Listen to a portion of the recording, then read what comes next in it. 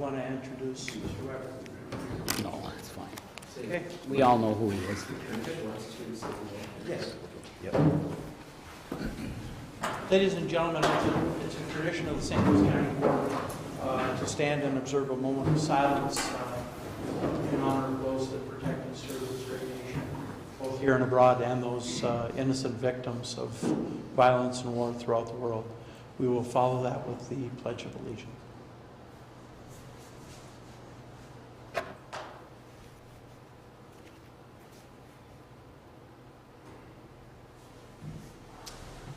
I pledge allegiance to the flag of the United States of America and to the republic for which it stands, one nation, under God, indivisible, with liberty and justice for all.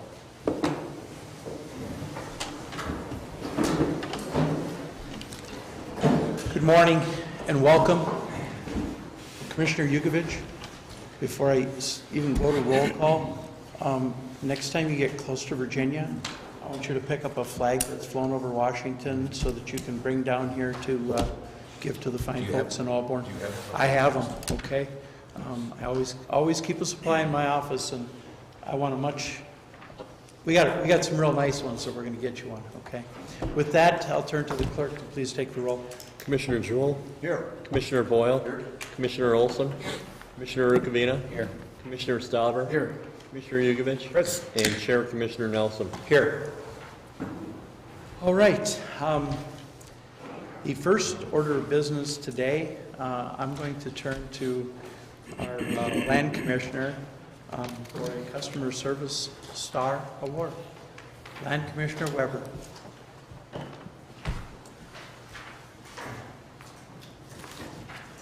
Good morning, Mr. Chair, Commissioners. It is my pleasure today to introduce you to Nathaniel Anderson. He will come up in a moment.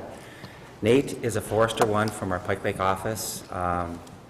He started his career with the Land and Minerals Department in 2010 and has been with us for 7.5 years. Nate is a very responsible, very professional, very productive employee for the department. In addition to effectively performing his everyday duties, and that involves timber sale preparation, administration, contract monitoring, we have such a important and significant resource base, and Nate is involved in all those things that we're doing on the land. But in addition to that, he has taken on some very important projects. And one of those is Nate has coordinated the Society of American Foresters' 5th grade forestry field day for the past 5 years. And I think most of you are familiar with that program, but what it is we get students from all over the Duluth area. They spend a day in the city area parks learning about our natural resources. But this is a big deal. Not only does Nate coordinate the event, but is responsible for scheduling the event, securing facilities, estimating expenses, developing a budget, applying for grants, and performing other fundraising activities. And just as an example, in 2017, approximately 900 students, teachers, and chaperones from 19 schools participated in 4 area parks. And they're always looking at a variety of topics, all related to forestry and natural resources, including tree identification, tree growth, tree regeneration, wildlife management, forest insects and disease, forest soils, forest hydrology, wildland fire, forest products, and new forest technology. And the instructors use these parks as an outdoor lab, and the kids are encouraged to get their hands dirty, to ask questions, and to just have a great day outside with the professionals. The 5th grade Forestry Field Day event requires a significant amount of coordination and collaboration to execute. There are more than 40 natural resource professionals from 21 local government agencies, private businesses, universities, and consulting forestry firms that provide coordination and instructional support. Now, this is where it gets very important. The goal of this program is to provide an opportunity for kids to get outside and learn about our natural resources for a day. Unfortunately, spending time in the outdoors does not seem to be gaining in popularity, and this lack of interaction with nature can have a cascading effects effect on our youth. Considering the distractions our kids are presented with today, this event not only gets them into the woods for a day, but it also helps them make that very important connection between the forest and the forest products that we use. So they get to understand that all these products, they come from the woods, and that we need to manage these woods sustainably in order to utilize these products. Nate's a busy guy. In addition to coordinating the 5th grade forestry field day, our 2016 windstorm took down we have a 200-acre block right within the city of Duluth, tax forfeited land, that was severely damaged by the wind. This area was a potential fire hazard with all the dead fuel, and the city of Duluth wanted us to try and reduce that fire load. In addition, we wanted to salvage some timber in there. So Nate has coordinated that whole timber sale. He's been talking to landowners. He's been informing them of our intent, that they can be assured that we're going to manage this area, considering the view sheds, considering the fire danger. He's coordinating with the City of Duluth and Ridgeview Golf Club, who also have land that have down timber, and we're all bringing that into one larger treatment area. So it has just taken a lot of coordination and collaboration with the public for Nate to get this timber sale, this treatment area ready to go. So it's much appreciated. Briefly, Nate comes to us from the University of Minnesota, where his professors, he's a smart guy. His professors wanted him to stick around and go to grad school, maybe to get his doctorate. Nate wants to be a field forester. He wants to be in the woods. He wants to spend his time in the field. So he chose to stay with us, and it's much appreciated because he is a good field forester. He helps staff. He's very technically savvy. He helps staff with our GIS, with our LiDAR photography, with all this new technology. Nate he knows it, and he helps our staff learn it. So, and finally, in case you haven't noticed, we foresters, we tend to be a quiet bunch sometimes. We're not the most outgoing in our flannel and our wool, and we kind of try to stay away from the limelight. But having said that, Nate, we can be trusted to do the right thing, to do the fair thing, to manage the timber and the resources in a very professional manner. And you don't need to worry about our county's significant natural resources, nor does the public, because they are in very good hands because of people like Nate and his supervisor, Mark, who's here also. So, on behalf of the Land and Minerals Department, I'm very proud to recognize Nate for the service he provides to our residents and taxpayers, for his professionalism, and for his stewardship to our land and timber resources. So, Nate.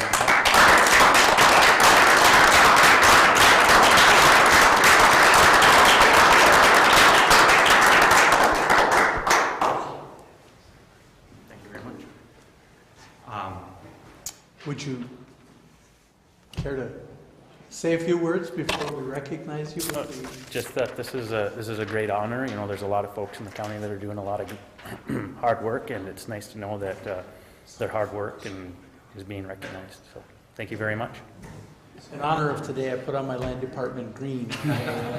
I knew, when I looked back, I knew I had recognized you from something, and it is that 5th grade forestry program. What a fantastic thing you are doing for those young men and women, to give them an opportunity to really experience and get educated into, again, the value of our forests goes far beyond just the aesthetics of the forest, but to all of the things that are essential for our community. Commissioners, Commissioner Stauber. Thank you, Director Weber. Thanks for those comments. We've already said that the best assets we have are people that work for us, and you are one of them. But I will share with you that we live in northern Minnesota. There's nothing wrong with wool and flannel. With that, let's get a picture here, folks. Tom, do you want to present this to your? It's inside. Gold. It is silver. Gold. It's silver.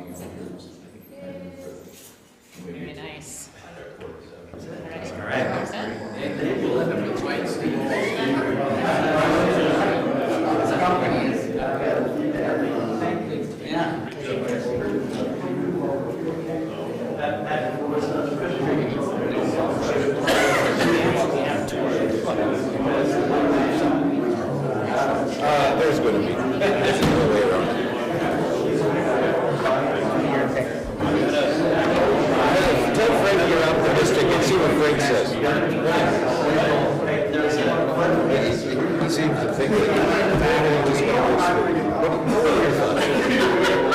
I'm not saying anything. I didn't say anything.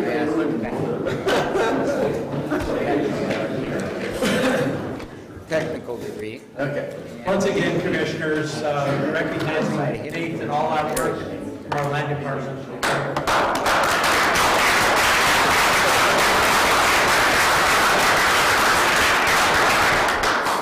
And Commissioner Riccobino, we give them a silver star for their gold star performance.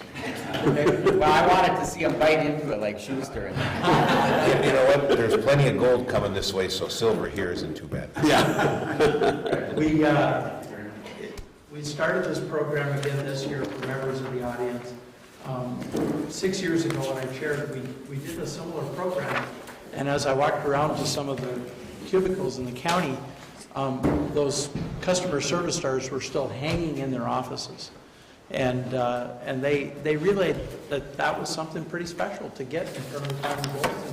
And that's why it's back here, and recognizing some of the things that we do that not everybody sees every day. Again, most of our land department staff is involved in that education of 4th and 5th grade students. We don't see those things, but they're happening all the time, and they're important contributions to our community. With that, I'm going to turn to Commissioner Yugovich. I believe you have a guest, or not a guest, our host, to introduce to us. Thank you. Commissioner Yugovich. Thank you, Chair Nelson.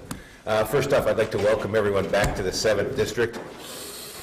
Breathe it in. Breathe it in. It'll do you some good. Welcome. But we're happy to be and excited to be in Alborn. We have Mike Schwartz, who is going to come up and give a welcome. He's the board chair.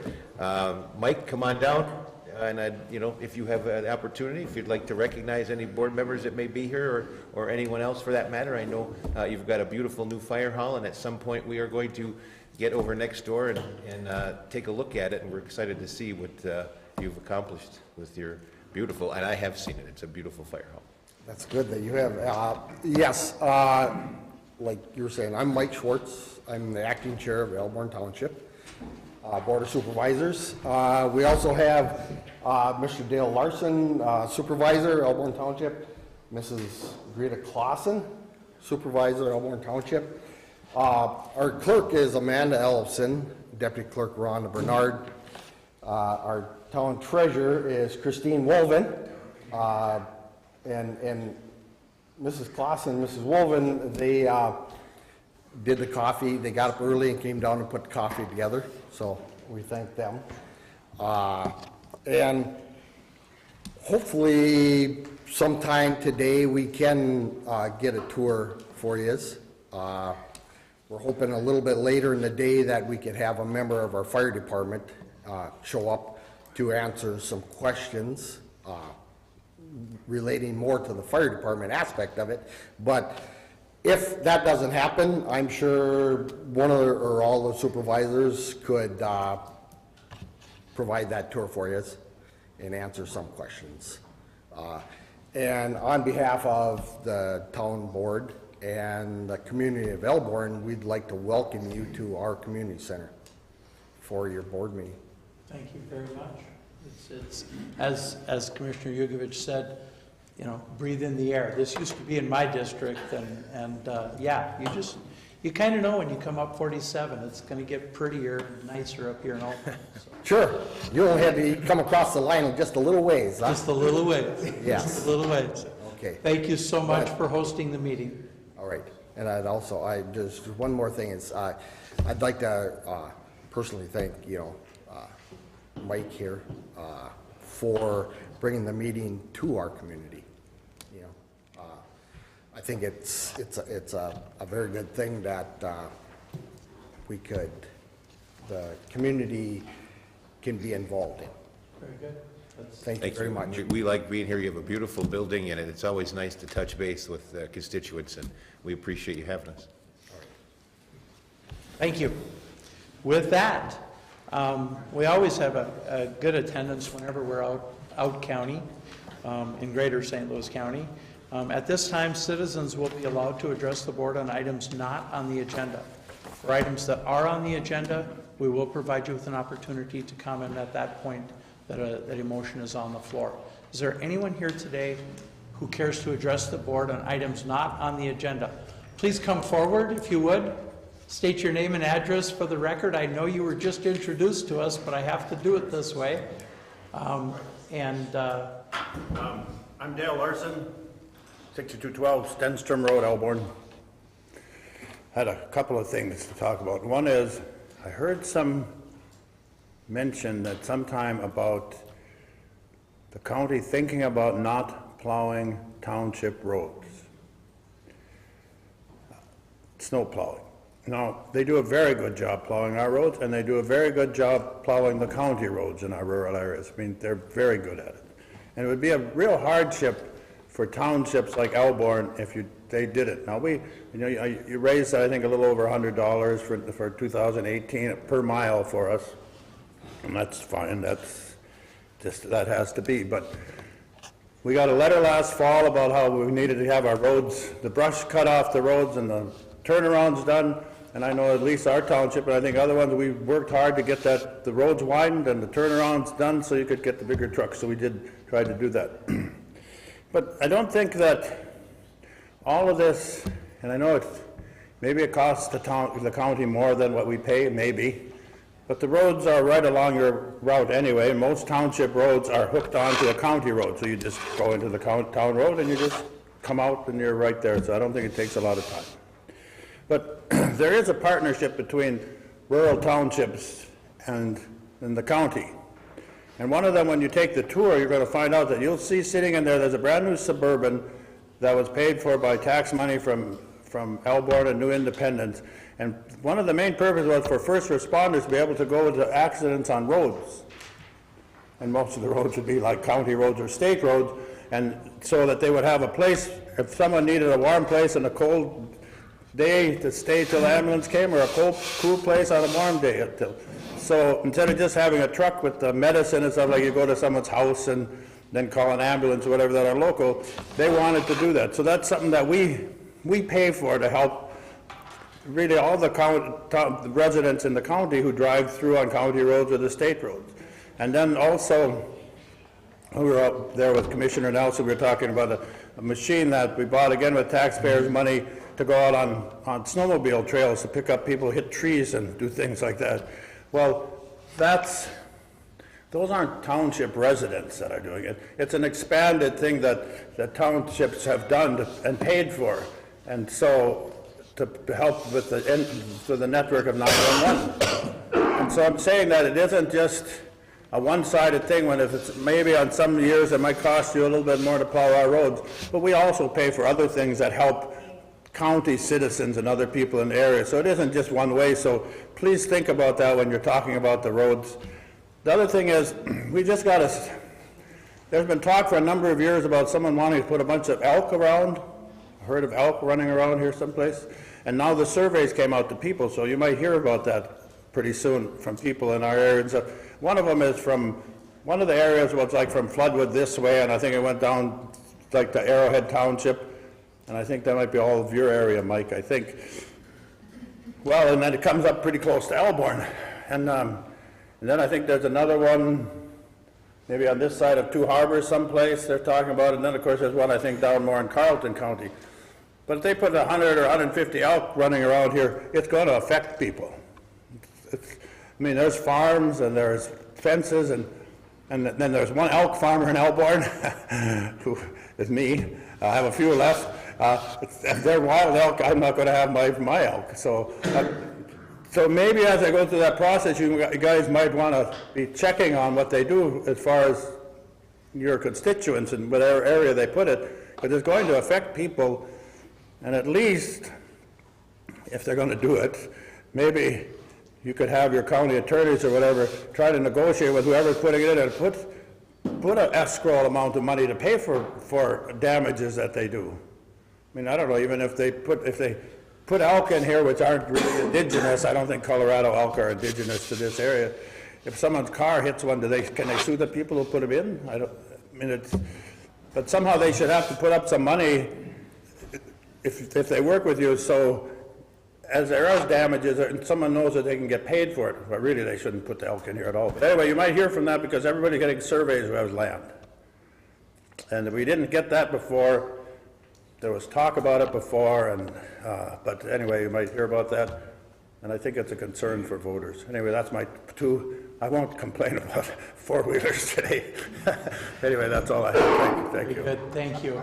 Did you get the $2 with that survey too? Did you? Yes, I got the $2. Good for I'm you. not sure who printed it. No, I got the $2, but I kept the $2 and I did not fill out the it's a survey. tough survey. It's a hard one to fill out, I tell you. But,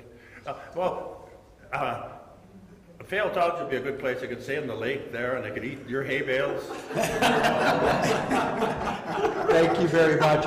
I do want to address one thing, and normally this county board does not respond on these, but because it's a township supervisor, I'm going to ask Jim Faldesy to come forward just for a second, because I keep hearing this rumor about us stopping doing township roads, and this is the guy that absolutely has the answer for it, our Public Works Director, Jim Faldesy. Thank you, Chair, Commissioner Nelson, Commissioners. It always astounds me how these rumors get started and where they've come from. I don't know, but we have no intention of discontinuing the plowing of township roads. It's a great partnership that we have with the townships. It's an efficiency issue for government as a whole. It makes sense for the county to plow township roads. We've just gone through, as mentioned, a pretty extensive process of working with the townships to try to make sure that their roads are wide enough and have big enough turnarounds for our bigger equipment. It seems like our equipment keeps getting bigger and bigger. We've gone through that process, and we're still going through that process with some townships, but we have no intention of discontinuing that great partnership that we have with the townships. Thank you very much, Director Faldesy. And again, continuing what we normally don't do, Commissioner Rukavina. Thank you, Mr. Chair. Since you started it, I'll just more. I appreciate it. The rumor is also out there, and I've got a couple of rumors for you, Director Faldesy. The first one is that we're going to stop plowing private driveways, and I'm assuming that is also a rumor, and that if they brush and make their turnarounds wide enough, we'll continue to do that, but that's a rumor that's out there. And another rumor I heard last week, and I sent you an email, and I was looking to see if you responded, perhaps you did, but I also got a call from the press up in Tower, the rumor that we were going to move the Public Works garage from Tower and consolidate and build a new one in Embarrass, which I'm totally unaware of in my district. So maybe you could answer both of those for us. Director Faldesy. Chair, Commissioner Nelson, Commissioner Rukavina, the private driveway issue is actually something we're going to talk about today in our presentation, at time specific at 11 o'clock. But there is truth to that rumor. That's something that we want to look at. Is the county rightfully in that business or not? And so that's something that we want to discuss with the board and put that out there. Second rumor, the consolidation of Tower and Embarrass, that's something that has been under discussion. It was part of the study, the 4th District study that we did a number of years ago. Phase 1 of implementation of that study was the consolidation of Linden Grove and Cook, which is obviously ongoing, that very large project. Kind of the second piece of that, the next phase, was to look at Tower and Embarrass. At no point, as part of that study though, did we ever say we would close Tower and move to Embarrass. That's the rumor part of the rumor there. However, we do want to look at what is the best way to serve that patrol district. Is it to consolidate new buildings somewhere in the middle, in the centroid of that area, to make it as efficient as possible to go out of that facility and serve that area? Or is it to keep Tower and use Embarrass as a salt sand depot, similar to what we're doing with Linden Grove in the Cook area? Those are all things that we're looking at, yet to be decided as part of that decision-making process to come. But at no point did we ever say we were going to close Tower and move everything to Embarrass. No. Thank you. Thank you very much, Director Faldesy.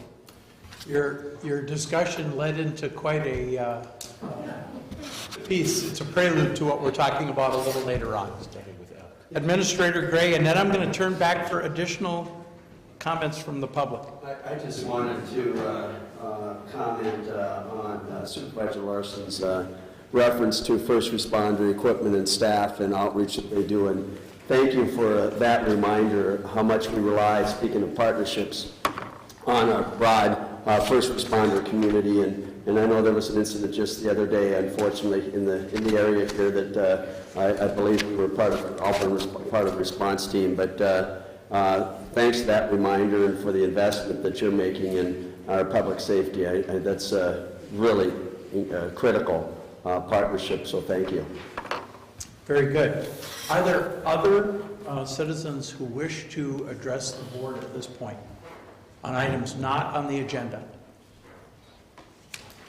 Seeing none, we will move on. Commissioners, you do have the consent agenda before you. Moved by Commissioner Jewell. Second. Supported by Commissioner Yugovich. Items that commissioners would like to pull down for further discussion. Seeing none, discussion on the consent agenda. All those in favor signify by saying aye. Aye. Opposed, same sign. Motion is carried. The next item that we have is under our Central Management Intergovernmental Committee.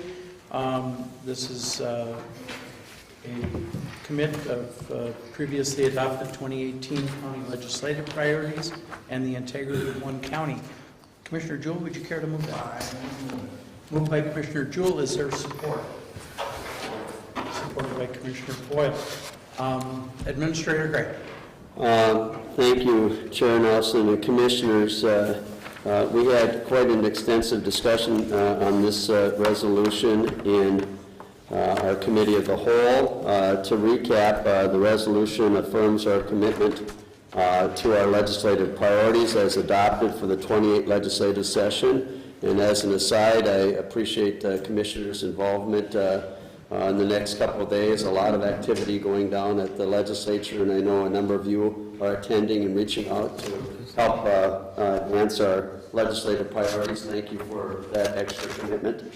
Additionally, this, and very specifically, this resolution talks to the integrity of one county, maintaining one county rather than dividing into two governing agencies.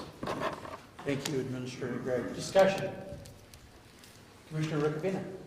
Well, thank you, Mr. Chair, and I particularly want to thank you just for bringing this whole issue to the attention of the citizens of St. Louis County, because over the last 2 weeks since we had the discussion, I believe in Hermantown it was, I've had all kinds of people calling my house, stopping me on the street, elected officials saying, you know, why wouldn't they support Commissioner Jugovich's request to just see the facts and then let the people see the facts and have a vote. So, you know, no matter where I go, it seems people are talking about it, and I just told them, they ask, what can they do to help? And I say, well, probably not much right now, but there is a process in statute that allows people to start a petition and get 25% of the voters in the last county election. I think Attorney Rubin told me that would be about 27,000 voters.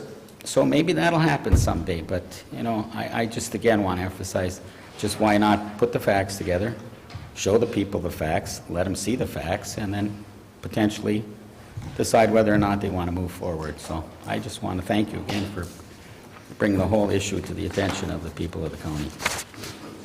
Thank you, Commissioner Ricavina. Are there any other commissioners who have comment at this point? Commissioner Ricavina, as a chair, and as a commissioner from the 6th District, I have to tell you that I've had exactly the opposite experience. I have yet to have one person call me. I have yet to have one person approach me. I have yet to have one person email me, other than one gentleman from your district out of Aurora on this subject that agreed with looking at splitting this county. And that is over the course of the last 2-3 weeks. Not a single person. So I understand, and I know there's a process certainly I'll honor that process if those signatures are secured. I want to say a couple of things because I was reminded that some years ago, before I ran for county commissioner, I actually talked about and supported potentially doing something of the very same nature. And that's the truth. I mean, at that point in time, looking at it, there were some things going on that I didn't quite understand. But I have to tell you that if you want to look at what has transpired in the last 20 years that has united this county and brought this county together, it's a completely different equation than it was 20 years ago. And the fact that people don't recognize that the equation has changed, I find very concerning. At the time, 20 years ago, we were looking at 2 nursing homes that, quite frankly, we were subsidizing to the tune of about $8 million a year, after the nursing homes up north had been closed some years before. And that subsidy to those nursing homes was a tremendous burden on taxpayers. It really was. But today, that's no longer part of the equation. And today, because of the courage of this board,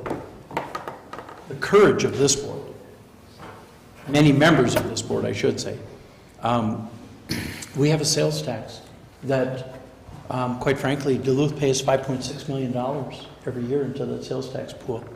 Another $2.9 million is collected within Proctor and Hermantown. That equation has changed dramatically. The other parts of the equation that have changed is just the fact that districts continue to grow. And commissioners, I know that Commissioner Yugovich's district goes all the way to the far southwest corner of this county. And I believe Commissioner Rukavina, I believe yours gets within a few miles of Lake Superior. I know that from mine, I can not only see the lights of Duluth, but I'm actually in the lights of Duluth. So we are one county. We are better off as one county. And the fiscal situation that we currently sit in is the envy of probably 85 or 86 counties in this state. We are AA+ in our bond rating. 20 years ago, we were single A. Commissioners, they don't give away AA+ bond ratings. This board, our administration, and our auditor's office has worked diligently to get us to that point. It is saving taxpayers millions of dollars. So as this equation balances out, and it has balanced out, I hope that folks will look at the entire situation as it sits today, not as it sat historically, because today's equation is considerably different than what it once was. Thank you for that, Commissioners. Anything further? Commissioner Rukavina. I will just respond with this. Unbeknownst to me, and I had nothing to do with this, and I'll take a lie detector test on it. But it was brought up at the Rams meeting last week. And from what I've been told by people who were there was overwhelming support to allow the people to see the facts and let them look at the facts and possibly vote by elected officials that belong to the Range Association, municipalities, and schools. And so I don't agree with you that the discussion isn't out there in the public. And I don't particularly agree with you that, that the northern part of this county, which pays, I think, the majority of taxes, is underwhelmed by not having a lot of jobs, et cetera, in that part of the district, or part of the county. So I'll leave it with that. But again, I want to thank you for just bringing this up publicly and getting this discussion going again. Very good. Thank you. Seeing no further discussion, all those in favor signify by the sign aye. Aye. Opposed, same sign. No. A roll call, please. Commissioner Jewell? Yes. Commissioner Boyle? Yes. Commissioner Olson? Yes. Commissioner Rukavina? No. Commissioner Stauber? Aye. Commissioner Yugovich? Nay. And Chair Commissioner Nelson. Aye. Thank you. It passes 5-2. It's been moved to adjourn. Is there support? Supported by Commissioner Jewell. All those in favor signify by saying aye. Aye. Opposed, same sign. The motion is carried. It is currently 5 after. We'll reconvene as Committee of the Whole at 10 after the hour, shortly thereafter. I can't quite see that clock from here. Glare on it, so. It's 10:08. We'll start at 10:15, folks.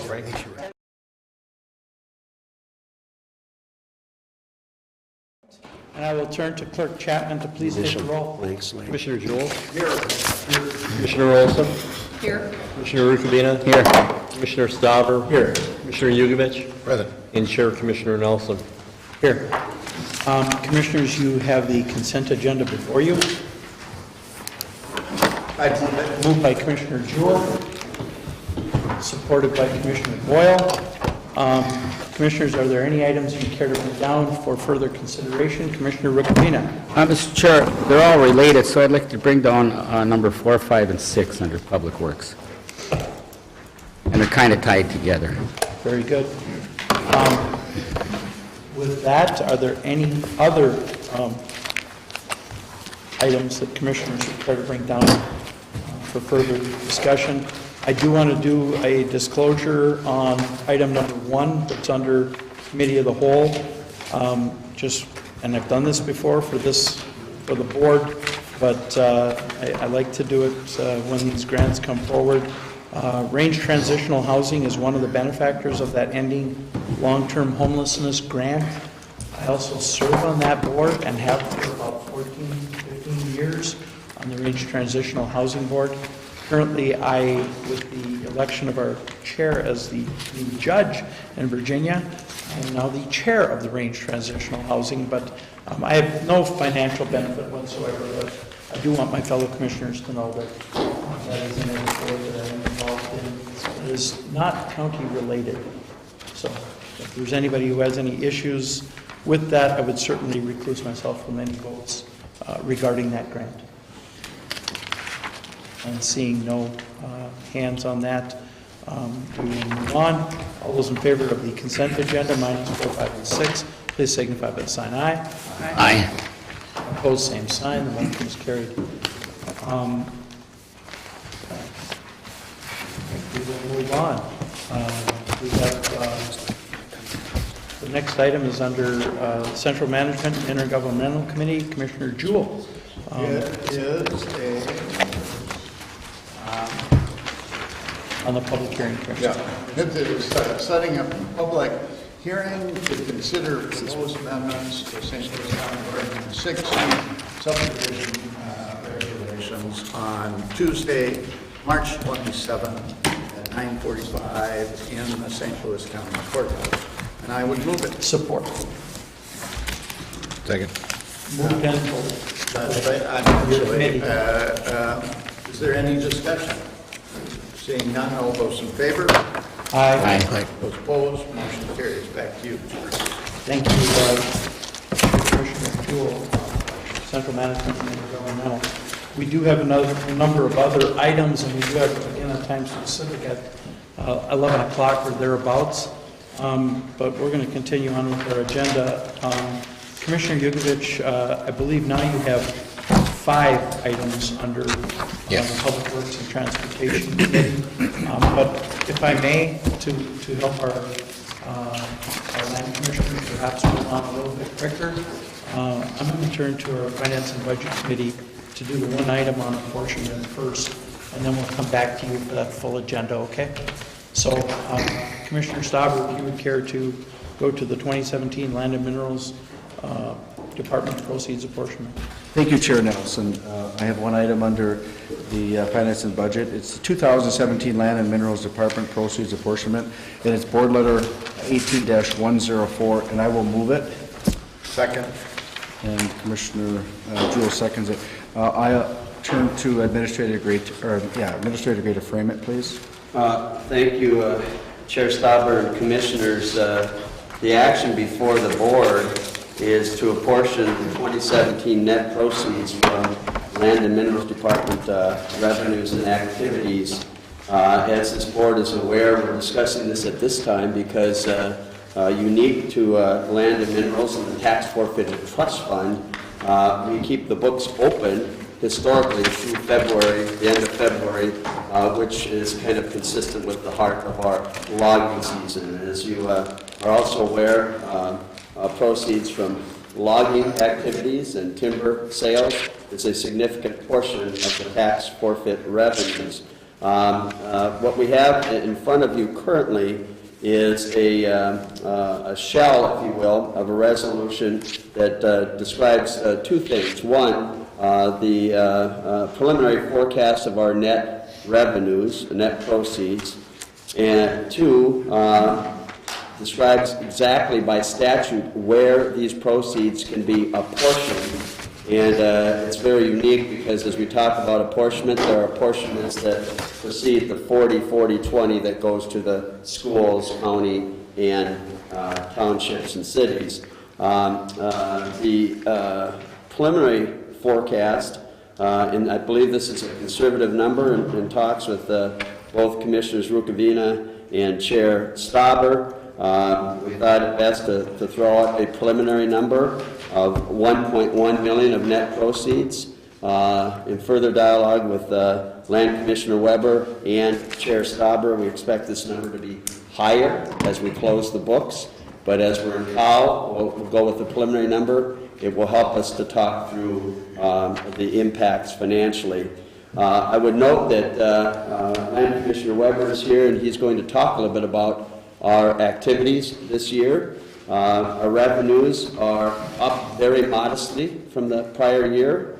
Quite candidly, I had hoped that it would be up a bit more with the extraordinary sale that we had to the Fond du Lac Band earlier in the year. But as you know, there are a lot of dynamics in the timber industry. In particular, we've seen price impacts that while our total cords produced has been actually the same or maybe a bit higher, the dollar price per cord has been down. So we have lots of ups and downs, a mix of expense activity, including our commitment to the Economic Development Blight Program and removal of buildings and properties that hinder future growth and development. So in the end, on revenues of approximately $8 million, we're anticipating somewhere between $1.1 million and $1.5 million of net proceeds. The challenge to the board, and we do have some initial staff recommendations that I have shared with a couple of commissioners, and we may or may not get to that, but initially the discussion is just to refresh the board, one, on the activities of the year, which Land Commissioner Weber will talk to, and two, the statutory apportionment process. Chair Stauber, I would maybe quickly go through the statutory apportionment process, and then Land Commissioner Weber can talk to the activity of the year, and then we can have more input from the board if that's your desire. Sure, go ahead. So just as I mentioned, the 1.1 million we're hoping is a conservative net proceeds number. This is the number that is, again, after all expenses and use of fund balance and other activities are deducted from proceeds, again, which are, I believe, approximately $8 million. By statute, this board will need to weigh in, and again, administration does have some observations, but we want to get the board dialogue around this first. Up to 30%, no more than 30%, may be dedicated to the Memorial Forest account. That is a unique, separate account from our apportionment account, and there are standalone activities and that are unique to the Memorial Forest. That current fund balance is in excess of $5 million, but that fund balance is also historically been the backstop for if we had a real down year on our tax apportionment, tax forfeited land and timber sales. It serves as a backstop to ensure we can have continuity of operations. But the primary goal is for investments in the memorial forest, up to 30%. And I will say that in the past 10 years, this board and administration has been anywhere from 0% to 30%. So it's a subjective determination. And again, we'll have more input on that. No more than 20% of the total net proceeds can be used for one of two purposes. Based on a per capita formula, these funds, up to 20%, can be used for the promotion of tourist, agricultural, and in the case, our historic case in St. Louis County, for economic development purposes, whether that be for general economic development, abatements that we're involved in supportive of, and or blight, economic development blight programming. In addition, we have used this for park and recreation areas, the acquisition and maintenance of county park facilities. And in this case, I'm obviously referring to Campus Squagama. And I think that we'll weigh in with some input relative to Campus Squagama as well later.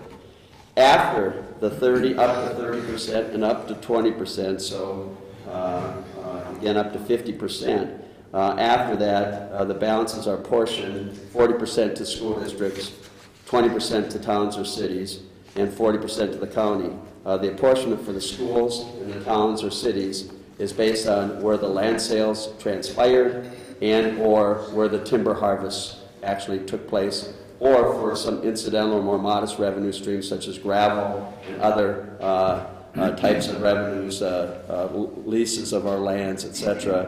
That also goes to the township, city, or school district where that sale or revenue was generated.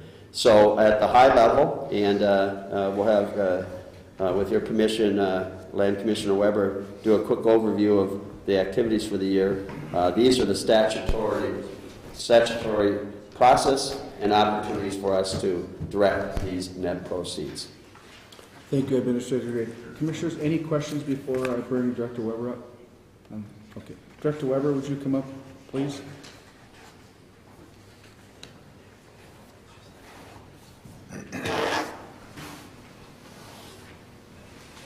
Thank you, Mr. Chair, Commissioners. As Administrator Gray said, actual revenues in 2017 were slightly higher than in 2016. We're currently at just over $8 million. 3.9 million of that is timber revenue, land sale revenue. Timber revenue is down slightly from 2016. Land sale revenue is up from 2.7 million to 3.7 million in 2017. The timber sale revenue is kind of perplexing. I'm trying to figure this out. I don't know if you've noticed, but anytime you're driving north on Highway 53, you're seeing logging trucks heading south and heading to the mill. So wood is moving right now. It's been a great winter for harvesting timber. But yet the numbers are down a little bit. So I'm not sure why that is. But again, this is timber revenue, not timber that was sold this year. Currently we have something like 530,000 cords on the books under contract. That's all available to be harvested right now. So harvest activity really is outside of our control. We lost a couple paper machines this year, one at Blandon and one at a paper mill in Wisconsin that takes some of our birch. That could have something to do with it. Maybe the mill yards are full. But again, it's difficult to explain why more wood wasn't harvested this winter. But again, the wood's out there to be cut. It's just at the whim of the loggers and the mills. I guess other than that, Administrator Gray explained things very well. Are there any questions at this point, or any more detail that you want to hear? Commissioners? Commissioner Riccomanno. Thank you, Commissioner Stauber. Mark, of that 540-some thousand cords you said that are still on the books, and there's a down payment requirement, so how much once they start harvesting, what's that dollar amount? Do you know? What's that worth in dollars? Yeah. That's a very good question. I don't think I have that, Commissioner Rickley, but I will get that for you. And what is the down payment again? Is it 15%. 15? So 85% of the money's still Right. out there. Out there. And again, this has been a great winter to get back into the woods, so. Well, not if you're plowing snow in those loggers, but, so, yeah, I just wanted, folks to know that. Thank you, Commissioner Rickaby. Commissioner Nelson? Thank you, Chair, Commissioner Stauber. Thank you, Commissioner Weber. In terms of extensions, are we pretty well caught up? We're not making a lot of extensions out there. I'm trying to get a handle on the number of cords and if they're recent sales or if we're ending up with the situation we once had a few years back. Right, good question, Commissioner Nelson. This is the time of year when we start getting extension requests. We try to work, our staff try to work with the loggers to harvest the sales they're working on, especially the ones that the contracts are running out. Every year we do give some extensions.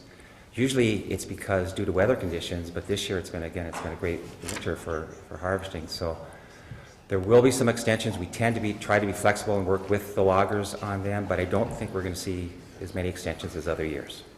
Thank you. Commissioner Stauber. Thank you, Commissioner Nelson. With Commissioners, with the numbers not being in yet, we have till March 6th. I'm thinking I would like to move this without recommendation. Commissioner Jewell, would you support that? Okay. That way we'll be able to work with potentially final numbers coming in and give you some time. Mr. Chair, February generally has been a very good month in terms of timber revenue, and that's why we're surprised that we're not seeing bigger numbers coming in. So I think that even a week might show better numbers in terms of timber. Perfect. Commissioners? Okay. Mr. Chair? Commissioner Rickaby. And thank you, that's a good idea, and I was just maybe hoping that, we're not mandated, we always talk about mandates that we have to follow, but we're not mandated on setting this, or are we, at a date specific, our distribution? Chair Stauber, Commissioner Rickaby, and Commissioners, I don't believe that we have a date-specific mandate to make this determination per se. However, there's a very practical mandate. It's called the closing of our books for fiscal 2017. And perhaps Auditor Dicklitz can talk more to that, but as I walk through, and again, I've got some preliminary thoughts on how we might do this, you'll notice that impacts to the memorial forest account, impacts to the 20%, whether that would be distributed to camps and or economic development, or not at all. And of course, the county share of the sub-apportionment, or the apportionment that we most are familiar with. When I hear apportionment, I usually hear the 40-40-20 dialogue, but we have these other two apportionments before that. We have to designate and where these funds will go. And this is kind of the last outstanding activity of the board that will allow the auditor and his team to close the book. So I do believe that practically speaking, this needs to be acted upon as close as possible to the close of business on February 28th, which is the timetable that by accounting standards we've been using to allow for revenues to be contributed to the 2017 or the prior year operations. Mr. Chair. Commissioner Rickaby. And to that point, that's fine, but that number of 1.1 million or maybe 1.2 or whatever it's going to be can be plugged in without the actual, divvying up of the 20% or the 30% to begin with, or even the discussion about where our 40% would go. We don't necessarily have to do that, and I just wanted, as the chair of the Land and Minerals Committee, to have other commissioners have some input. Last year, if you recall, we had the discussion and we changed something around. We kept $70,000 out, and Commissioner Olson got a little bit of that. I noticed in the past, before I was on the county board, we had taken that acquisition and maintenance of county parks and given money to Camp Esquagum, which is a fantastic camp. I'd like to see more kids from St. Louis County to go to that camp. And I know Commissioner Nelson has worked hard to that end, but I think we can even try to do better in that regard. We're kind of lucky because I think we got special legislation, if Mr. Weber wants to, that allows us to do the, I think the second part of that $4 per capita. It's kind of a St. Louis County deal, because I remember when John Garrow asked me to do it, so we've got some, leeway that other counties don't necessarily have. And I know prior to Commissioner Olson's and Jugovich's election to the board, when we had a workshop in Hermantown, you may recall, Commissioner Stauber, that we wrote down our little wish lists in a secret ballot type thing, and to my surprise, and I think the surprise of everyone, including administration, economic development came out on top, with the second being, the opioid and mental health issues. And so, those are the kind of discussions I hope we could have, and I'll be calling everybody to get their input. But I think we got time then to talk about it. Thank you, Commissioner Rukavina. Any other commissioners? Before I call for the vote, Auditor Dicklich, is this going to, with this moving without recommendation, the closing of the books for fiscal 17, we will be dealing with this on our next board meeting, I think it's March 6th. Any issues with it? Mr. Chair and members of the committee, no, there wouldn't be any issues. The longer that, I guess the only thing I would say is the longer that the board waits, then it takes that much longer for us to do the apportionment. So the earlier we get to it, years ago, probably 7 or 8 years ago, we changed this. We were doing this apportionment, and we would be doing it. The board would be doing it in like April, but we were apportioning. We were settling for the following year. And now we moved that time frame up, so it is more important for the board to move a little bit sooner on this, if possible. But there's nothing in statute that requires you to move faster on it. Thank you, Dr. Dicklich. And I see no other Commissioner Olson. Thank you, Chair Stiver. I just have one question about the 30%, the initial part of the Memorial Forest. Is there a cap of our balance reserve? Is there an amount that we're trying to keep in that balance reserve? How much gets used out of it regularly and gets reported into it? Commissioner Olson, I'll defer this to Administrator Degree, but I think there's $5 million currently in that balance. Is that correct? Correct, Chair Stauber, Commissioner Olson. There's approximately $5.3 million prior to any apportionment activities or this resolution. Candidly, that the amount of dedicated revenue streams and or expenditures from the Memorial Forest account directly vary. Director Weber can talk to that a little bit better. This year, for 2017, I can say that our revenue stream was approximately $500,000, and the investment that we made in the forest approached about $900,000. So our fund balance dropped about $400,000, all for targeted investments, primarily plantings and seedlings and the like in the Memorial Forest. We are committed this year to working with Commissioner Rukavina and this board to have a more robust discussion at some point about what the Memorial Forest is, what are the activities of our foresters, what are the investments we make in the revenue streams. But that's one pot. Secondly, that $5.3 million in that fund serves as a backstop, if you will. If we had a particularly slow or disastrously slow year in land sales or timber harvests or other revenues, it serves as a backstop to ensure that we can have continuity of operations and buy some time to make adjustments if there's a longer-term trend that we have to react to. I would say that our rule of thumb, without having a lot of discussion, I believe this is on Chair Nelson's and your and Commissioner Stauber's bucket list of discussion items. We've had up to a year has been a target, and there are other accounts in the forest account series that don't directly serve as a backup, but they come into play as well. The consideration would be, do we need that much of a fund balance, and should we be even investing more, at least for a period of time, in memorial forests. And that's a discussion that we're committed to, both from a budgetary special committee standpoint and in working both with the finance chair, as he had some questions about this, and Commissioner Rukavina in his role as Chair of Natural Resources. So a long answer. The short answer is the fund balance is a little bit below the pure financial backstop of 1 year's of expenses, net of blight, but it's probably more than adequate, and it's something that we want to look at, maybe investing a little more aggressively.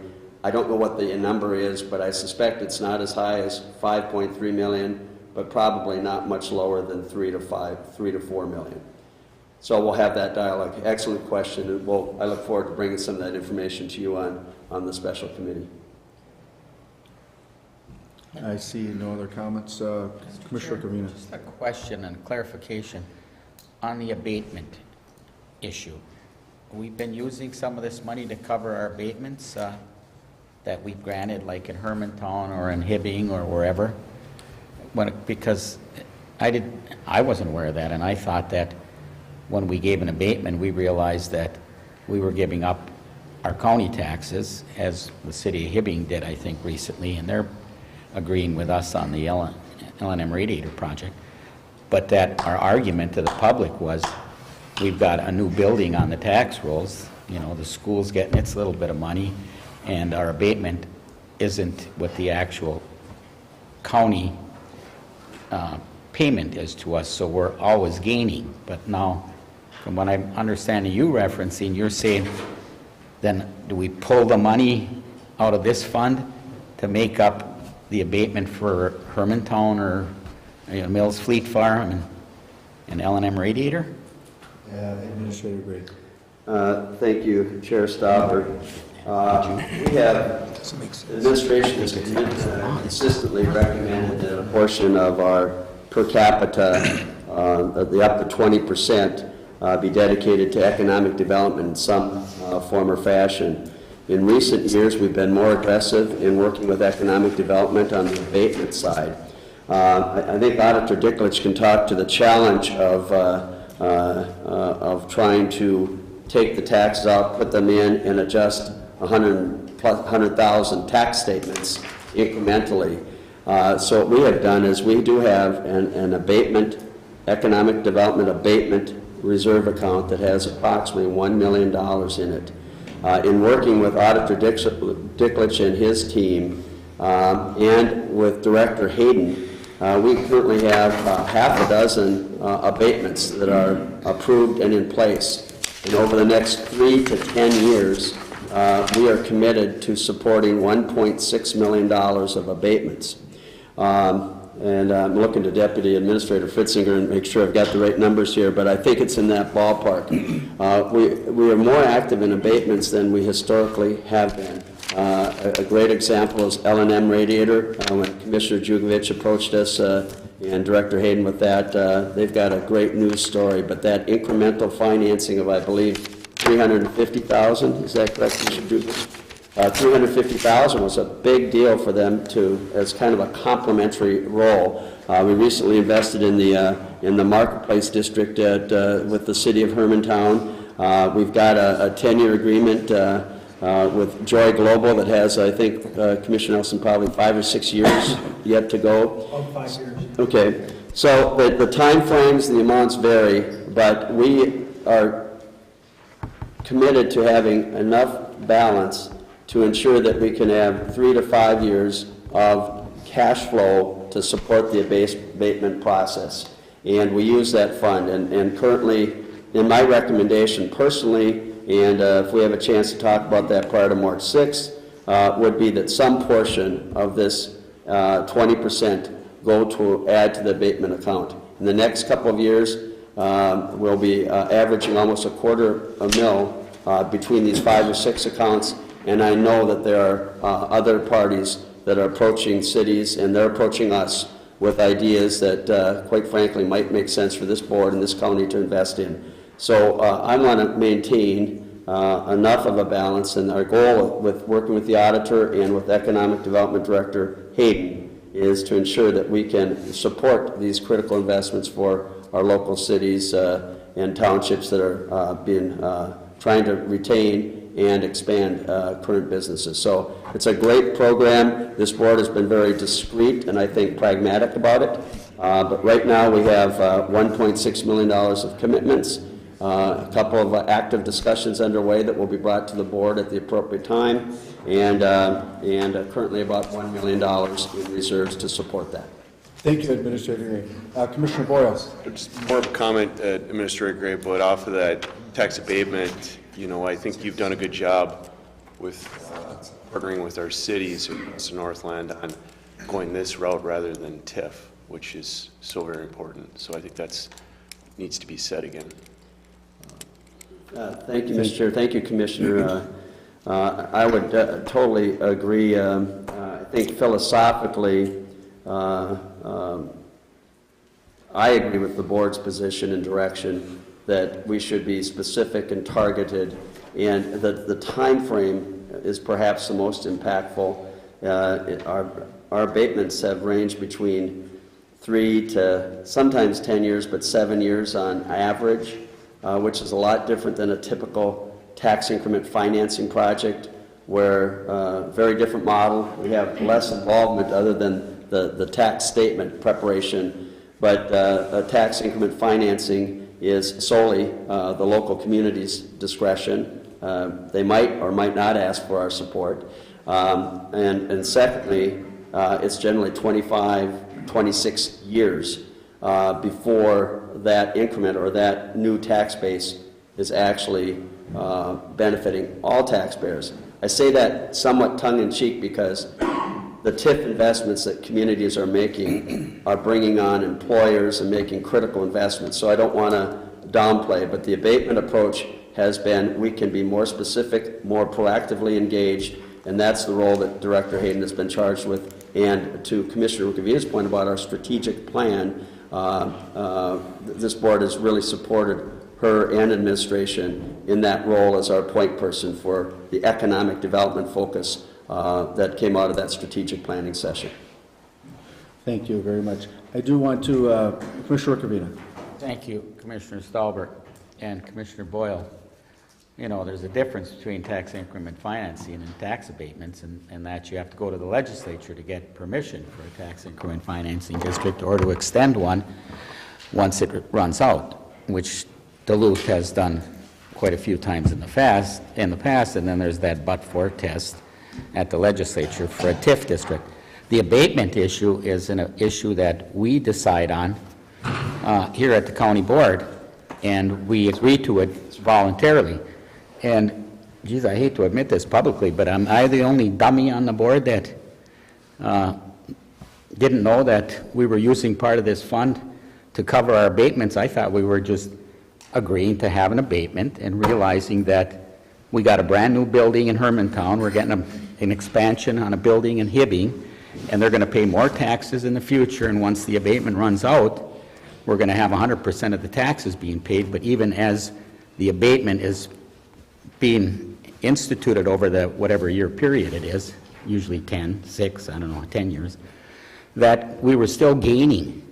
So I never knew that this was the interpretation of administration as far as making up the abatement dollars and being economic development. But then again, you know, I'm usually in the dark when things go. I don't know, did anybody else know? I guess a question to the rest of the board, did you know we were taking part of this fund and covering the abatements that we gave? Or am I the only dummy that didn't know?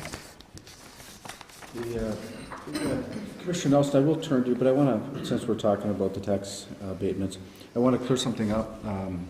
Commissioner Gravina, Mills Fleet Farm never received an abatement. Mills did. The city of Hermantown. That's right. I thank you very much. I wanted, because what I think it goes, the Marketplace Square in Hermantown is developing, and there's more developing coming because the assistance we gave them. And so they've got a Holiday Inn Express a medical clinic, and there's more to come, and I think that I'm very happy that this board supported that, because that's infrastructure development for not only Hermantown, but St. Louis County. So Commissioner Nelson, go ahead. Thank you. Thank you. Commissioner Nelson, go ahead. Thank you, Chair, Commissioner Staub. The establishment of a fund to cover abatements was a decision made by the St. Louis County Board a number of years ago. And it's just good, prudent financial operations. You don't give away something that you don't have the funds locked in to support. And if you look at it, the reality is that for the taxpayers of St. Louis County, this is an advantage. So yes, this was set up to cover the economic development involvement that St. Louis County has. That's what it was set up for.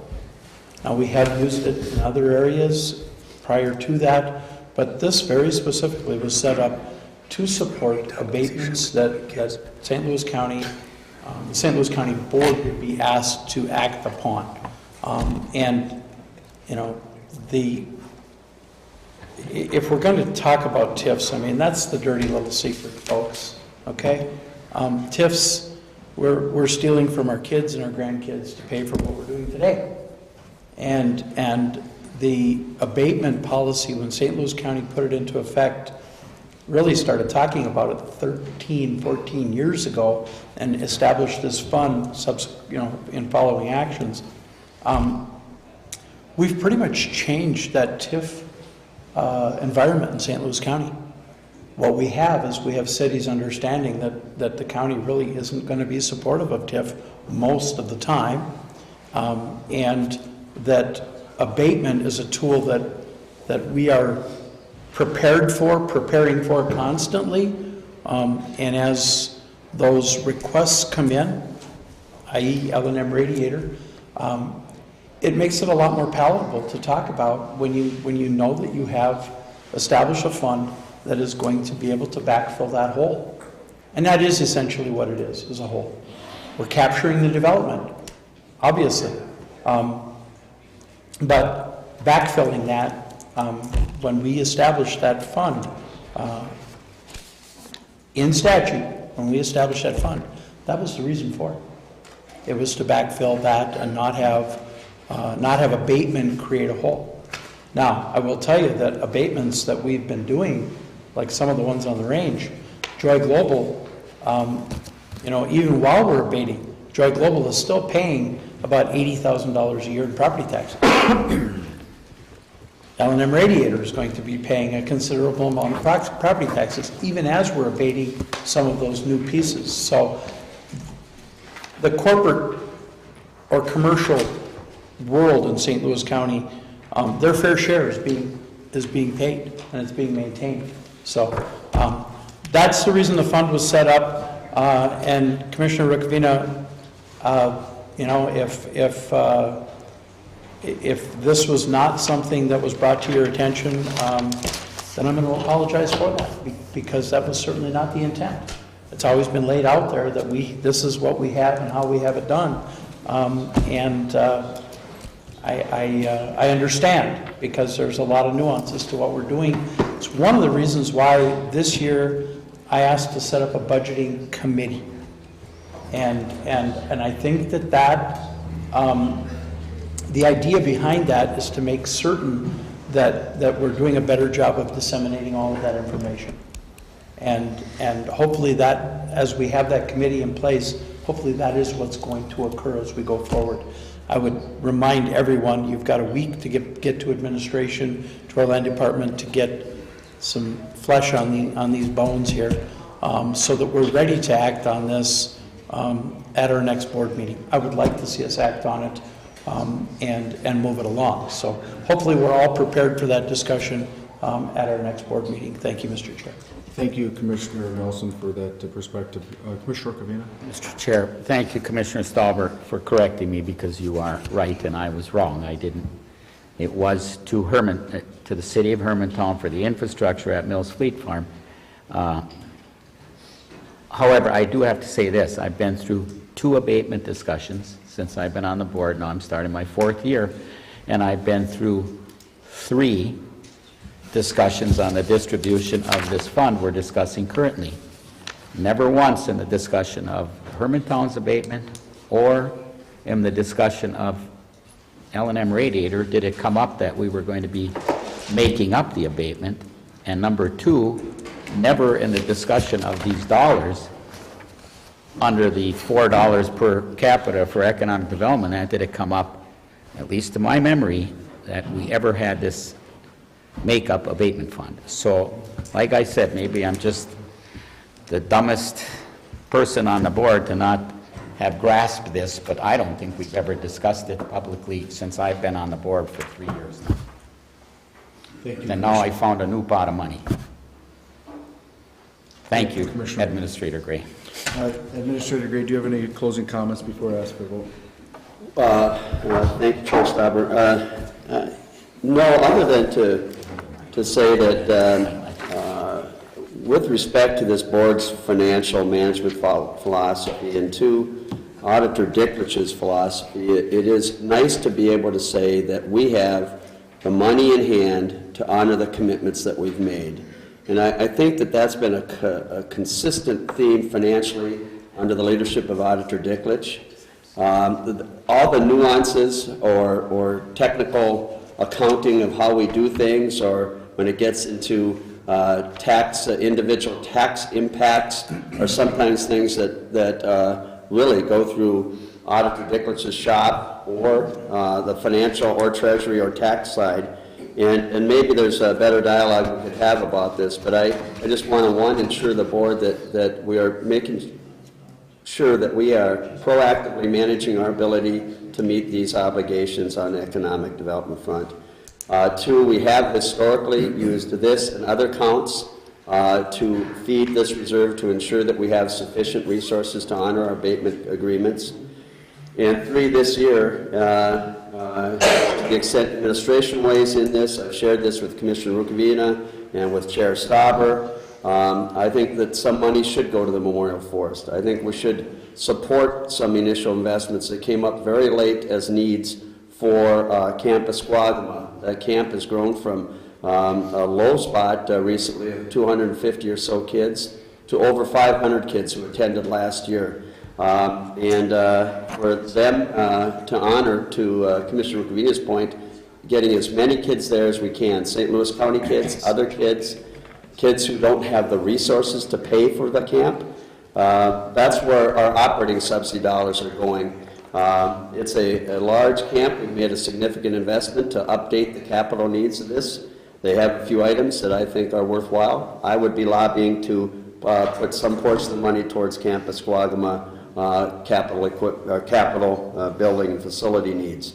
I would continue to lobby for some portion of the per capita towards economic development generally, specifically abatement as we look ahead to that.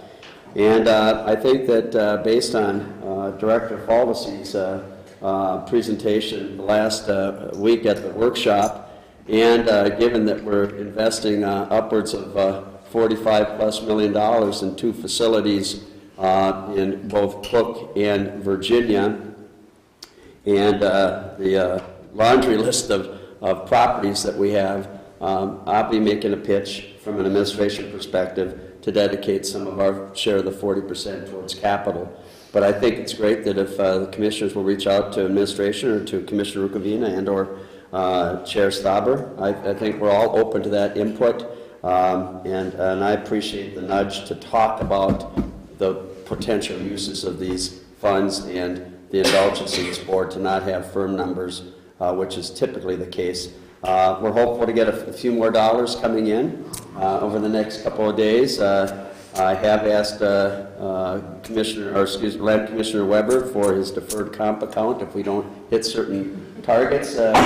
He hasn't agreed to that yet, but I'm working on him, and I look forward to distributing the net proceeds, I think, in a pragmatic, good fashion that benefits all parties. And I'm looking forward to working with Auditor Dicklich to get the apportionment checks out when it's all said and done, too. I think that while the bottom line, again, once you split the apportionment revenues amongst 7 or 8 school districts and 15 to 20 towns and cities, the amount isn't probably as significant as it seems up front with our total revenues, but it's important to those schools, and I think they bank on it, and to those cities and townships. So thank you for this discussion. I appreciate it. Thank you, Commissioners, for the discussion. Director Weber, I hope you understand that those comments were just facetious. Your deferred comp is fine. Nothing's going to change. Commissioner Nelson. Commissioners, at this point, a couple of things. One, apportionment and how it is being handled, abatement and how it is being handled, were all board decisions. They were not administrative decisions. These were all board decisions from the past. With the transition to what is currently today a relatively new board. Remember, folks, when I came on this board 15 years ago, the average tenure of a commissioner on this board was about 15, 20 years. I was the newbie, okay? And there's for not communicating that and for not getting some of this other information out there, you know, I'm going to take some of the heat for that, because it's information that should be put out there. But in many cases, we kind of assume that everybody knows, and that's not what we should be doing. And I get that, okay? But it is, we've taken these strong positions because they are the right financial decisions for this county.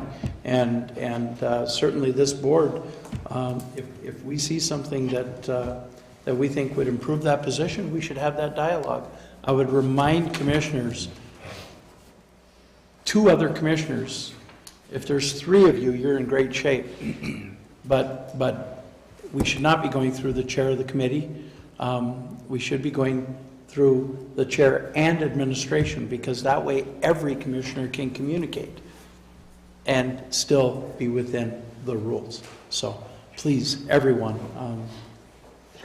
again, if you look around and you can count 2 other commissioners, you're good. If you look around and you can count 3, you're probably not.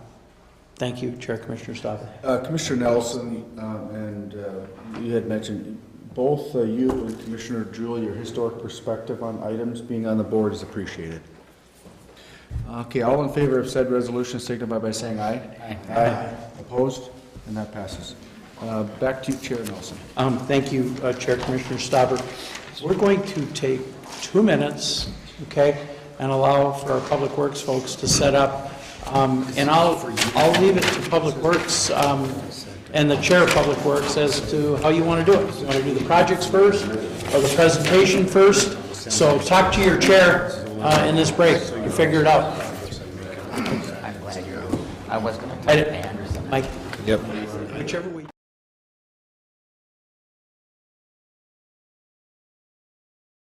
About new people on the board really resonates with myself as well, that as department heads, we should take part of that heat too, you know, to basically help the new commissioners as they come onto the board to understand our lines of business. So we should be part of that process as well. And you know, recently we have been doing that as part of these day-long board presentations, and I think that's really gone a long way towards kind of getting some of those, what we feel as older or ongoing issues. They're new to some folks, they're new to many out in the public that are watching these presentations. So I think it is a very good thing to hit those things once in a while so everybody understands where we've been, where we're going, and what our new initiatives are as well. So thank you for bringing that up. It's really appreciated. So today it's basically a continuation of the board workshop that we had.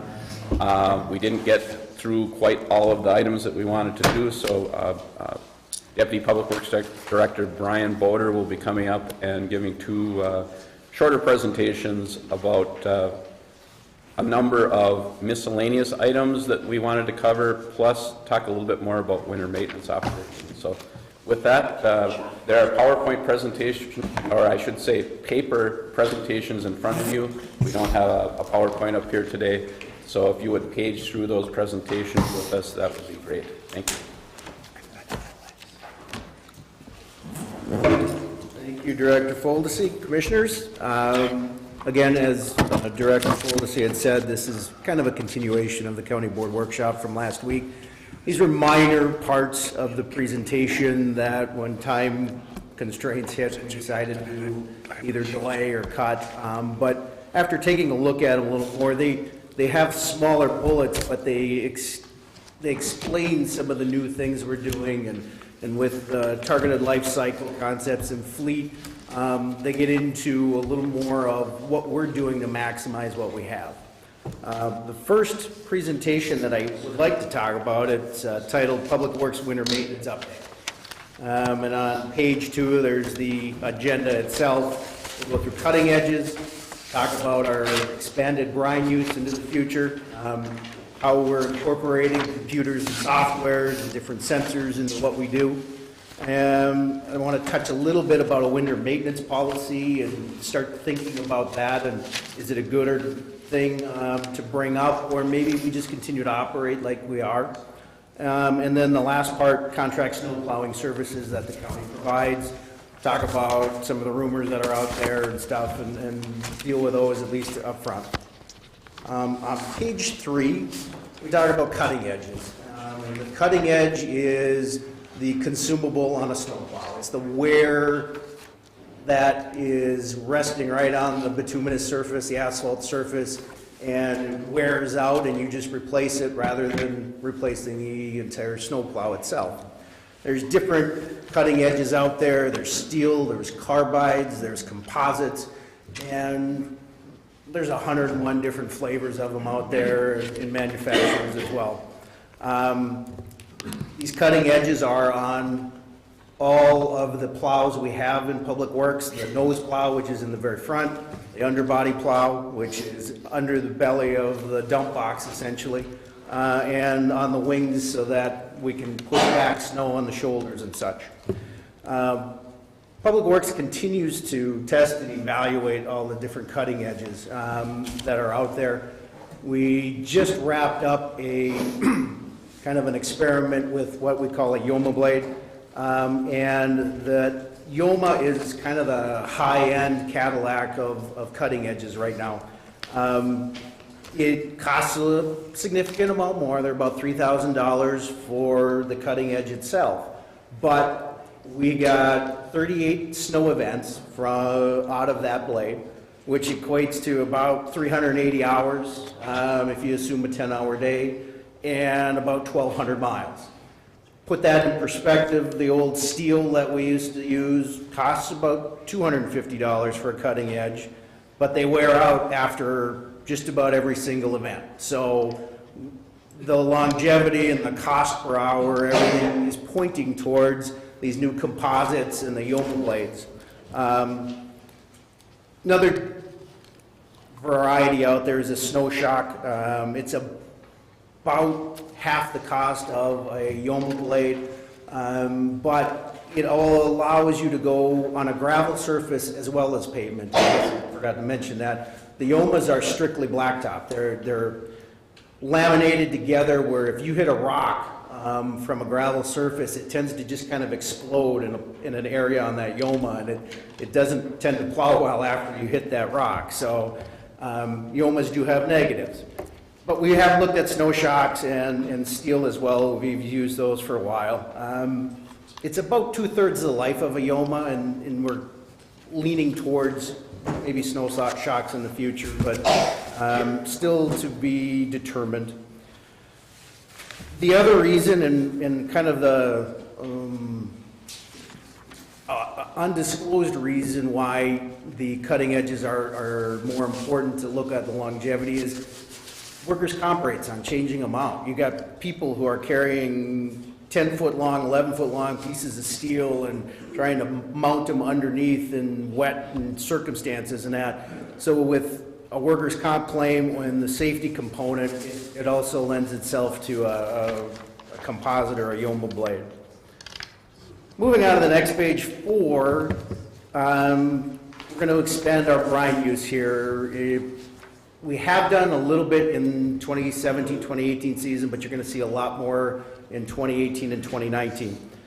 Pre-wetting the dry salt material out of the back of the dump box has been done for quite a while, but what hasn't been conveyed to the operators at that point is the amount of solution, the amount of brine you add at the point of dispersing that dry product really impacts the activation time.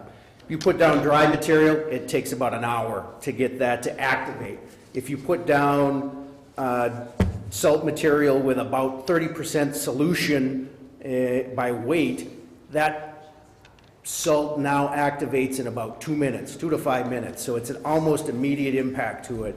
And our operators don't necessarily have the training for that, and we got to get that information out to them and explain it better, because that seems to be lost in how you can vary that reaction time, where you can be on a road at 5 a.m. and if you add a certain amount of solution to it, it'll activate just about the right time when your commuting traffic hits it. Those are the things we're going to do a little differently. Along those lines, we're going to look at more anti-icing. Right now, brine solution sodium chloride is about a 23.3% solution by weight for salts. And that ends up being about 20 pounds per lane mile when you apply it to the actual roadway in an anti-icing or de-icing. Well, I guess maybe I'll explain anti-icing and de-icing. It's a proactive measure where 3 to 7 days in front of a storm, you go out and you spray a very minimal amount of liquid calcium or liquid calcium chloride or liquid sodium chloride down.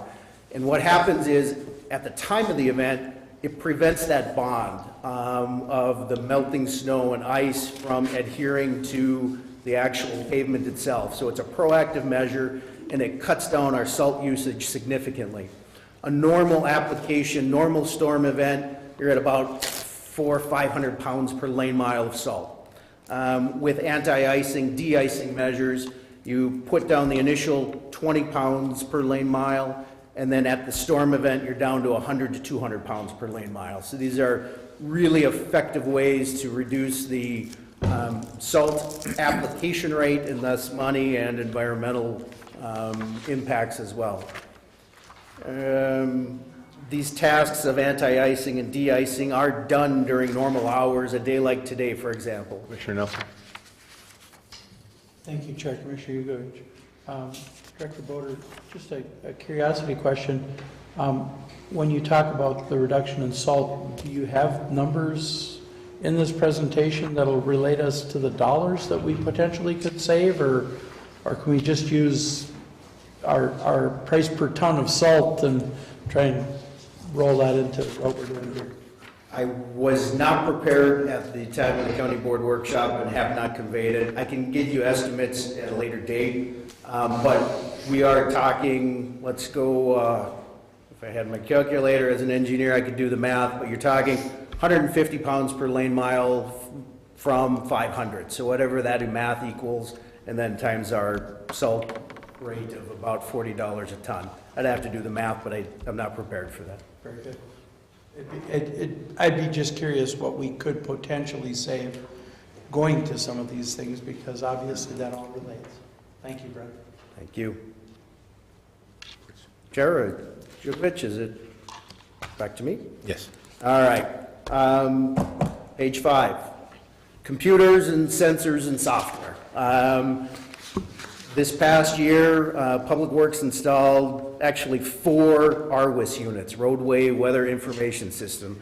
I have 5 there, but we did 4 this year, and we did 1 about 3 years ago when we installed a signal system at the intersection of Maple Grove and Stebner. So we'll just correct that technicality. With the RWIS units, comes the information that helps us determine the application rates of salt and the temperature variations that are presented in the surface temps of roads and such. It's very valuable information that up until now we've relied on MnDOT's road or RWIS units, and those are strategically located for MnDOT, but they're not located for public works needs. So we got together with our superintendents and said, where are the remote locations that this information would help you out at? Then we combined that with what infrastructure was in place, power, cell service, fiber optics, however we communicate the data back to the dashboards and such. And we ultimately ended up picking the 5 sites. We had a little bit of a difficulty in the initial rollout of it. Some of the equipment failures that were under warranty ended up, we lost probably about 2.5 months of this season, so we haven't really had a full implementation or experience with them. Moving forward though, they do look to be a very valuable asset. As you can see on the slide, there's the Alborn, which is right out here, that has an air temperature sensor, a surface temperature sensor, road friction, snow depth, and then a video camera. That's a still image. There is no video that's ever recorded. These are still shots that are updated upon pushing a button and refreshing the screen, so nothing is kept for any length of time other than the still shot until you refresh. Mr. Chair. Moving on to the next page. Right. Commissioner Stopper had a question. Those are for roadway maintenance only, nothing involving law enforcement. That is correct, Commissioner Staubert. No law enforcement component, no recording component at all in that RWIS unit. It is a video camera, but it only takes still shots because of the data consumption that it would be to have live feeds. Page 6 of the presentation just talks about weather service subscriptions and how we're evaluating the 2 major players in that market. Iteris is the one that MnDOT uses and is actually in the lead right now as far as functionality in that. DTN is the other one. And what these 2 services provide are the surface temperatures of the pavement. They take and combine all of the road weather information systems, the RWISs in the region, and look at what the Dakotas have and then make forecasts on what we can expect for our area when that storm event happens. Big plus to have that information when you're trying to decide at either midnight or 2 in the morning on when should we deploy, when should we have a call out. If you can predict when that surface temperature is going to be optimal for salts and brines, it helps us react better and provide a service to the residents of the area. Moving on to the next slide, number 7. With our GPS AVL that we have installed in our trucks, we get a software reporting system called Precise. And it's a standardized reporting database, and it's in the cloud. And it is very cumbersome to use. And it's just an out-of-the-box software that many of the subscribers use and get to function with, but it's not quite right. The Precise software requires the user to go out and retrieve the data, bring it back, download it into a spreadsheet, manipulate it into the charts or the pounds per lane mile or the graph that you want to see, and then start to analyze. Our road supervisors have better things to do with their time. So a major push this past fall was with IT involvement. We went out and we hired a consultant to work with the Precise data, download it onto St. Louis County servers, and then from there, our IT department is generating reports.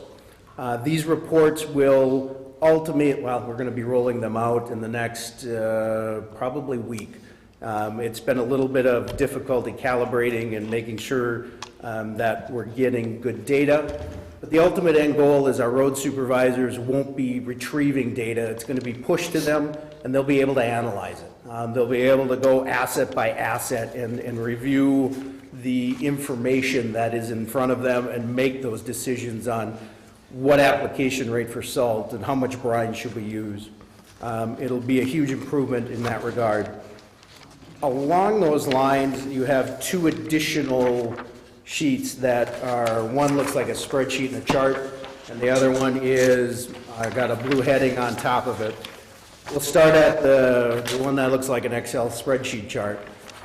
These are a listing of individual assets, and this is what's going to be presented to the road supervisor, and it has all of the information regarding that specific truck, that asset. So A11030, which is on the very top, garage hibbing, brine usage of 106, salt usage of 0, and a 50/50 usage in tons of 13.1.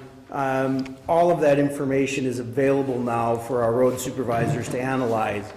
And it has spinner speed settings and miles driven and average miles per hour of application, because all of that comes into play on the effectiveness of salt. Excuse me. The other sheet. Chair Stauber? So in this first example, Brian, the 106 brine usage, but 0 salt. Now, isn't the brine a mixture of salt then? That is correct, Commissioner Jewell. The brine is 106 gallons of water at a 23.3% concentration, which is the maximum amount of salt water could hold without adding things to it. So when you say 0 salt, this is 0 salt as a solid form. Solid form. Okay.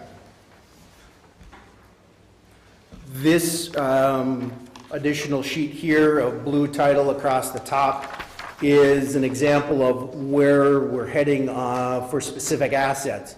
So in the smaller print, this says District 4 Tower A11477. And what you're seeing here is the actual truck has a road temperature sensor in it. And the green line below is the surface temperature of the road. The blue triangles above are the air temperature. When we apply material for de-icing and stuff, it's the road surface temperature that matters. And it can be -10 on a day like today with sun, and that road surface temperature is actually closer to 10 degrees above 0. So in an effort to bring along our operators and everything, their assets, their trucks, their plow routes, they will have this information in front of them after every event, and you'll look down at the bottom and it's kind of broken up into 2, or I should say 3 categories. Above 32 degrees. The road surface temperature, 1.8% of the time was above 32 there. Between 15 and 32, that's the optimal temperatures for road salt sodium chloride application. So we spent 74.2% of the day plowing in that area where salt is optimal to use. And then below 15 degrees, salt typically doesn't work unless you add some sort of additive to it. That's when sand should be used. So 24% of the day was spent there. This is going to be golden for decision making on what we're going to do. And maybe we don't use 50-50 as a mix anymore. Maybe we just go straight salt in some cases, because 75% of the time that's going to work. And then we switch to sand instead of doing a blend of it at 50-50. This information is available for every truck that we have, and it'll help that operator adjust and get familiar with what the best is for their route, because every route's different. Sometimes you've got shade, sometimes you've got sun, depending on the day and the air and everything. So we will leave those extra sheets there and kind of move on to a winter maintenance policy on page 8. Sure. Commissioner Rukavina? Before we move on, Brian, back to cutting edges. Now, I've heard the rumor that the reason we went to the carbide composites is because of the wear on the chip seal. Is that a true rumor or not?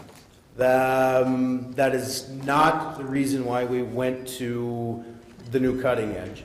The chip seal does wear down cutting edges, and of the three, the steel, the composites and carbides, the composites do far better. But that Yoma blade, where we had 38 events, was on a 75% chip seal route. Not all of the roads were chip sealed. And the reason we are moving to those is not because of a chip seal, it's because of the economics of it, it's because of the changing of the blades themselves and the workers' comp and the safety, but not because of the chip seal. Well, Mr. Chair, do we have data that shows that we're actually saving time and money by, I mean, we are the county in the United States of America that basically produces 80% of the iron for this country, which you make steel out of. So when you buy a steel cutting edge, you're basically helping our biggest industry in the county. And of course, again, 80% of the iron ore is coming from St. Louis County, Minnesota. Now, we do have titanium.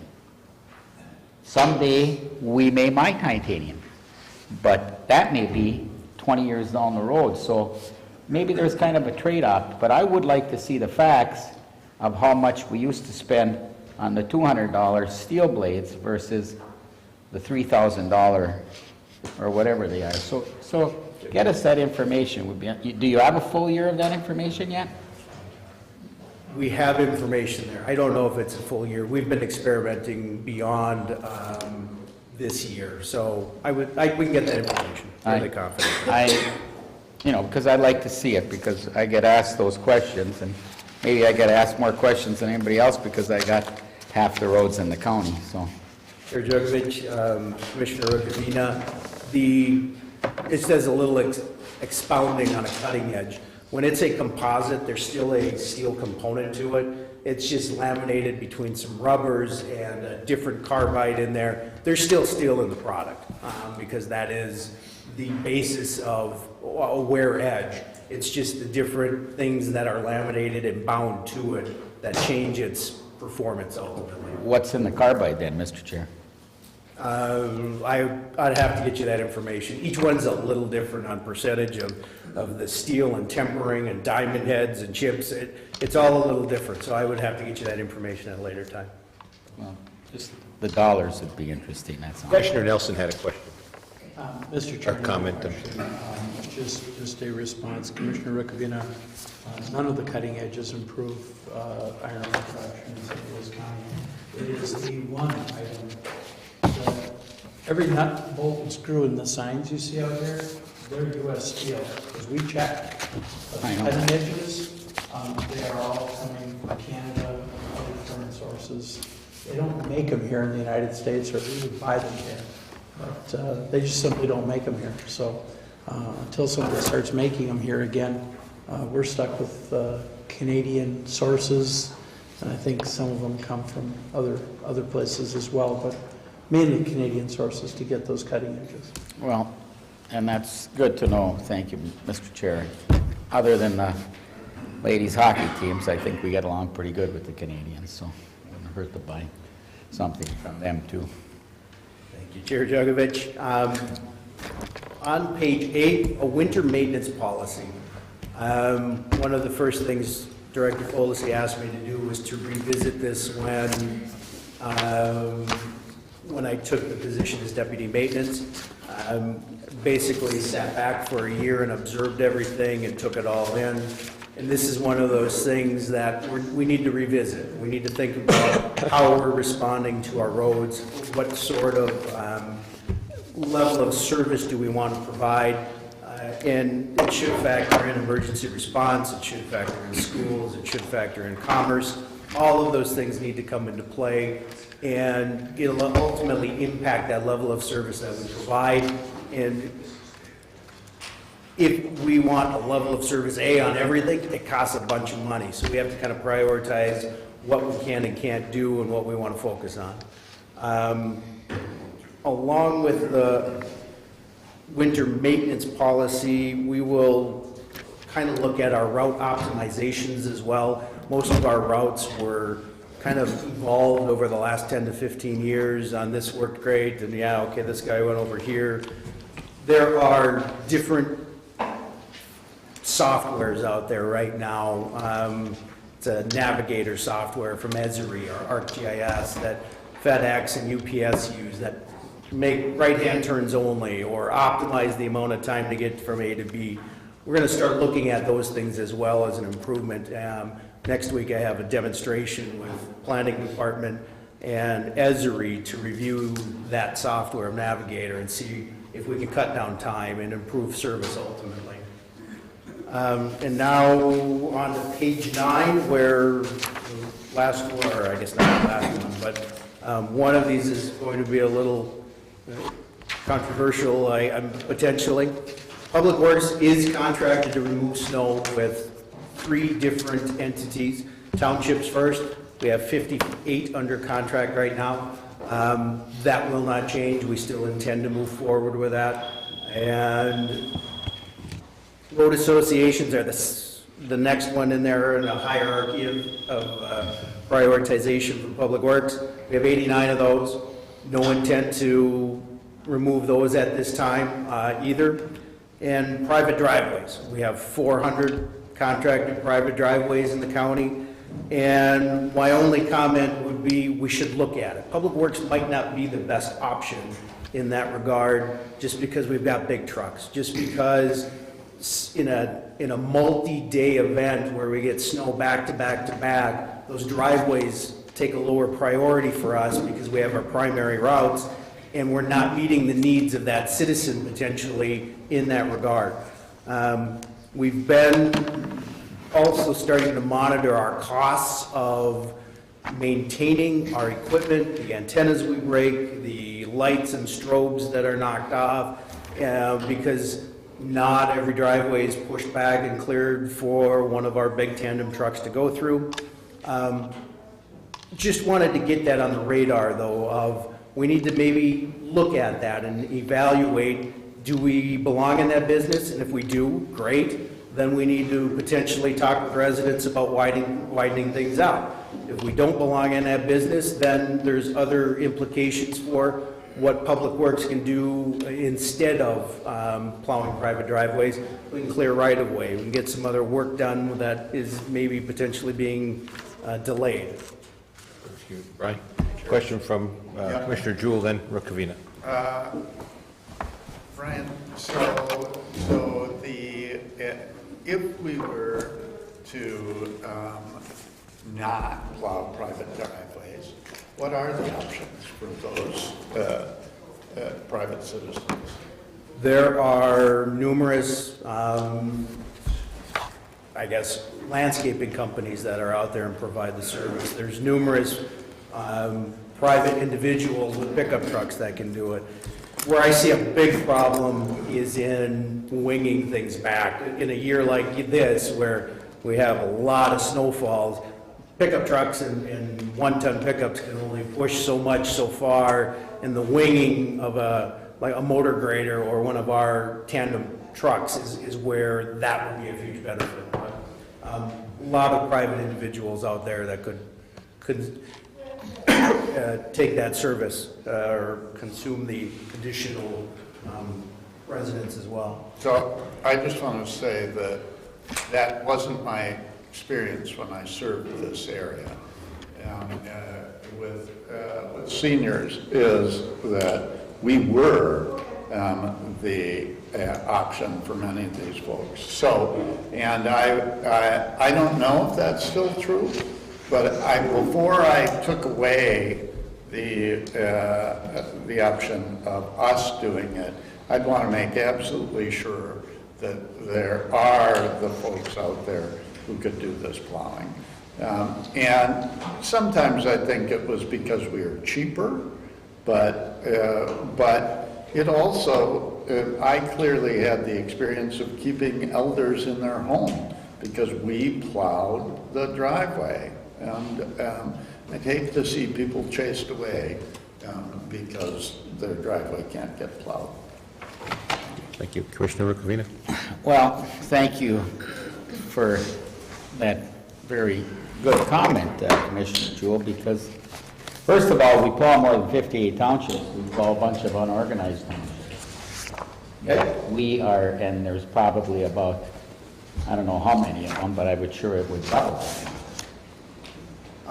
Commissioner Rubin, these are who we're contracted to plow, so. Yes, but we levy $1.3 million extra a year on people to plow county roads that used to be county roads that are now unorganized township roads. So let's just, make sure we understand that. Number two, the road associations at this time, I can tell you, and thank you, Commissioner Jewell, because if you try to implement road association private driveways, you're going to expedite the hue and cry of what this county is and who it serves.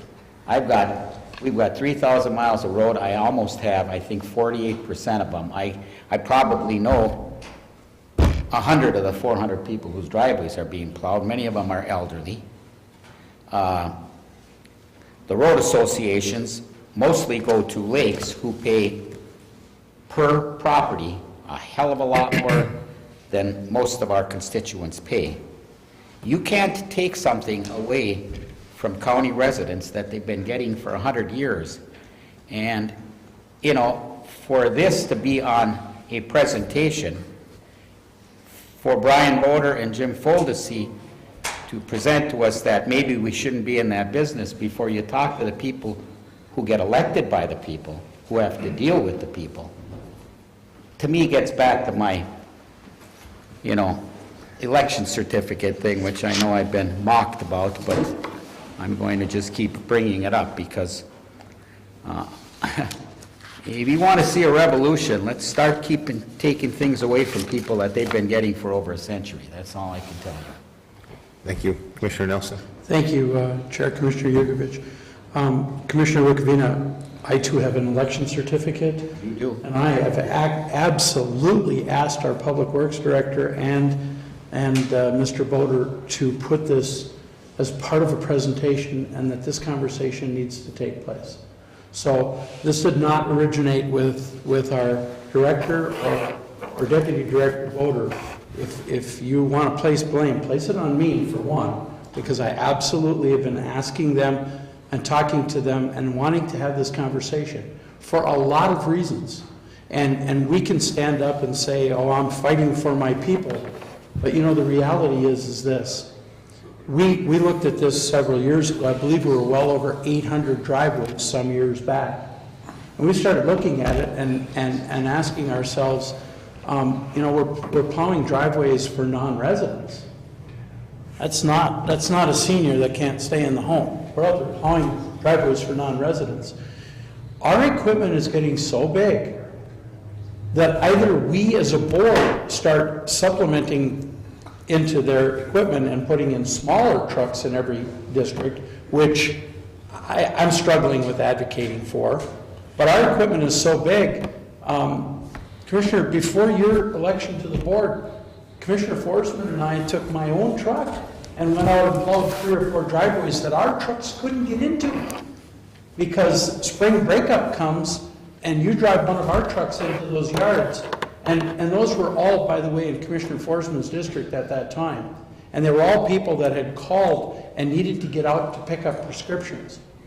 But the reality was we simply couldn't even get in there even though we had a contract. So we do need to look at this, and this does need to be a discussion as to how are we going to manage this if we continue to do this going forward.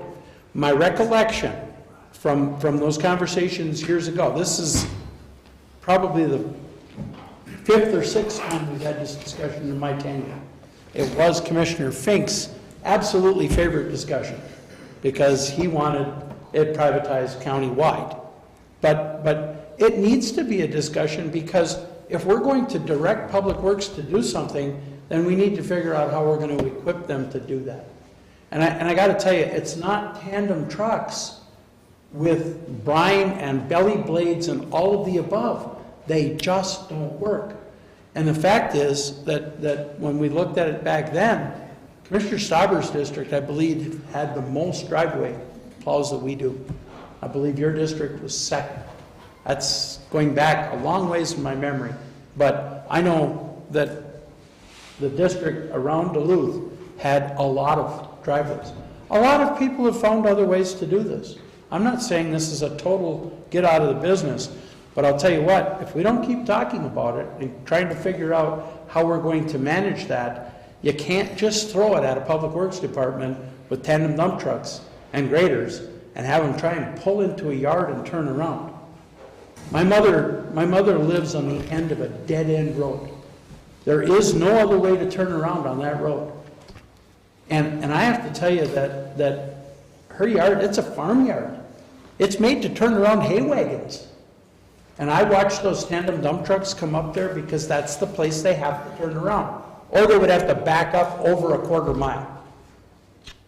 They pull in and try to turn that truck around, and they got to jockey 3 or 4 times to make it work. And I'm not talking about a little yard, I'm talking about a farmyard. So to just say we're going to start a revolution,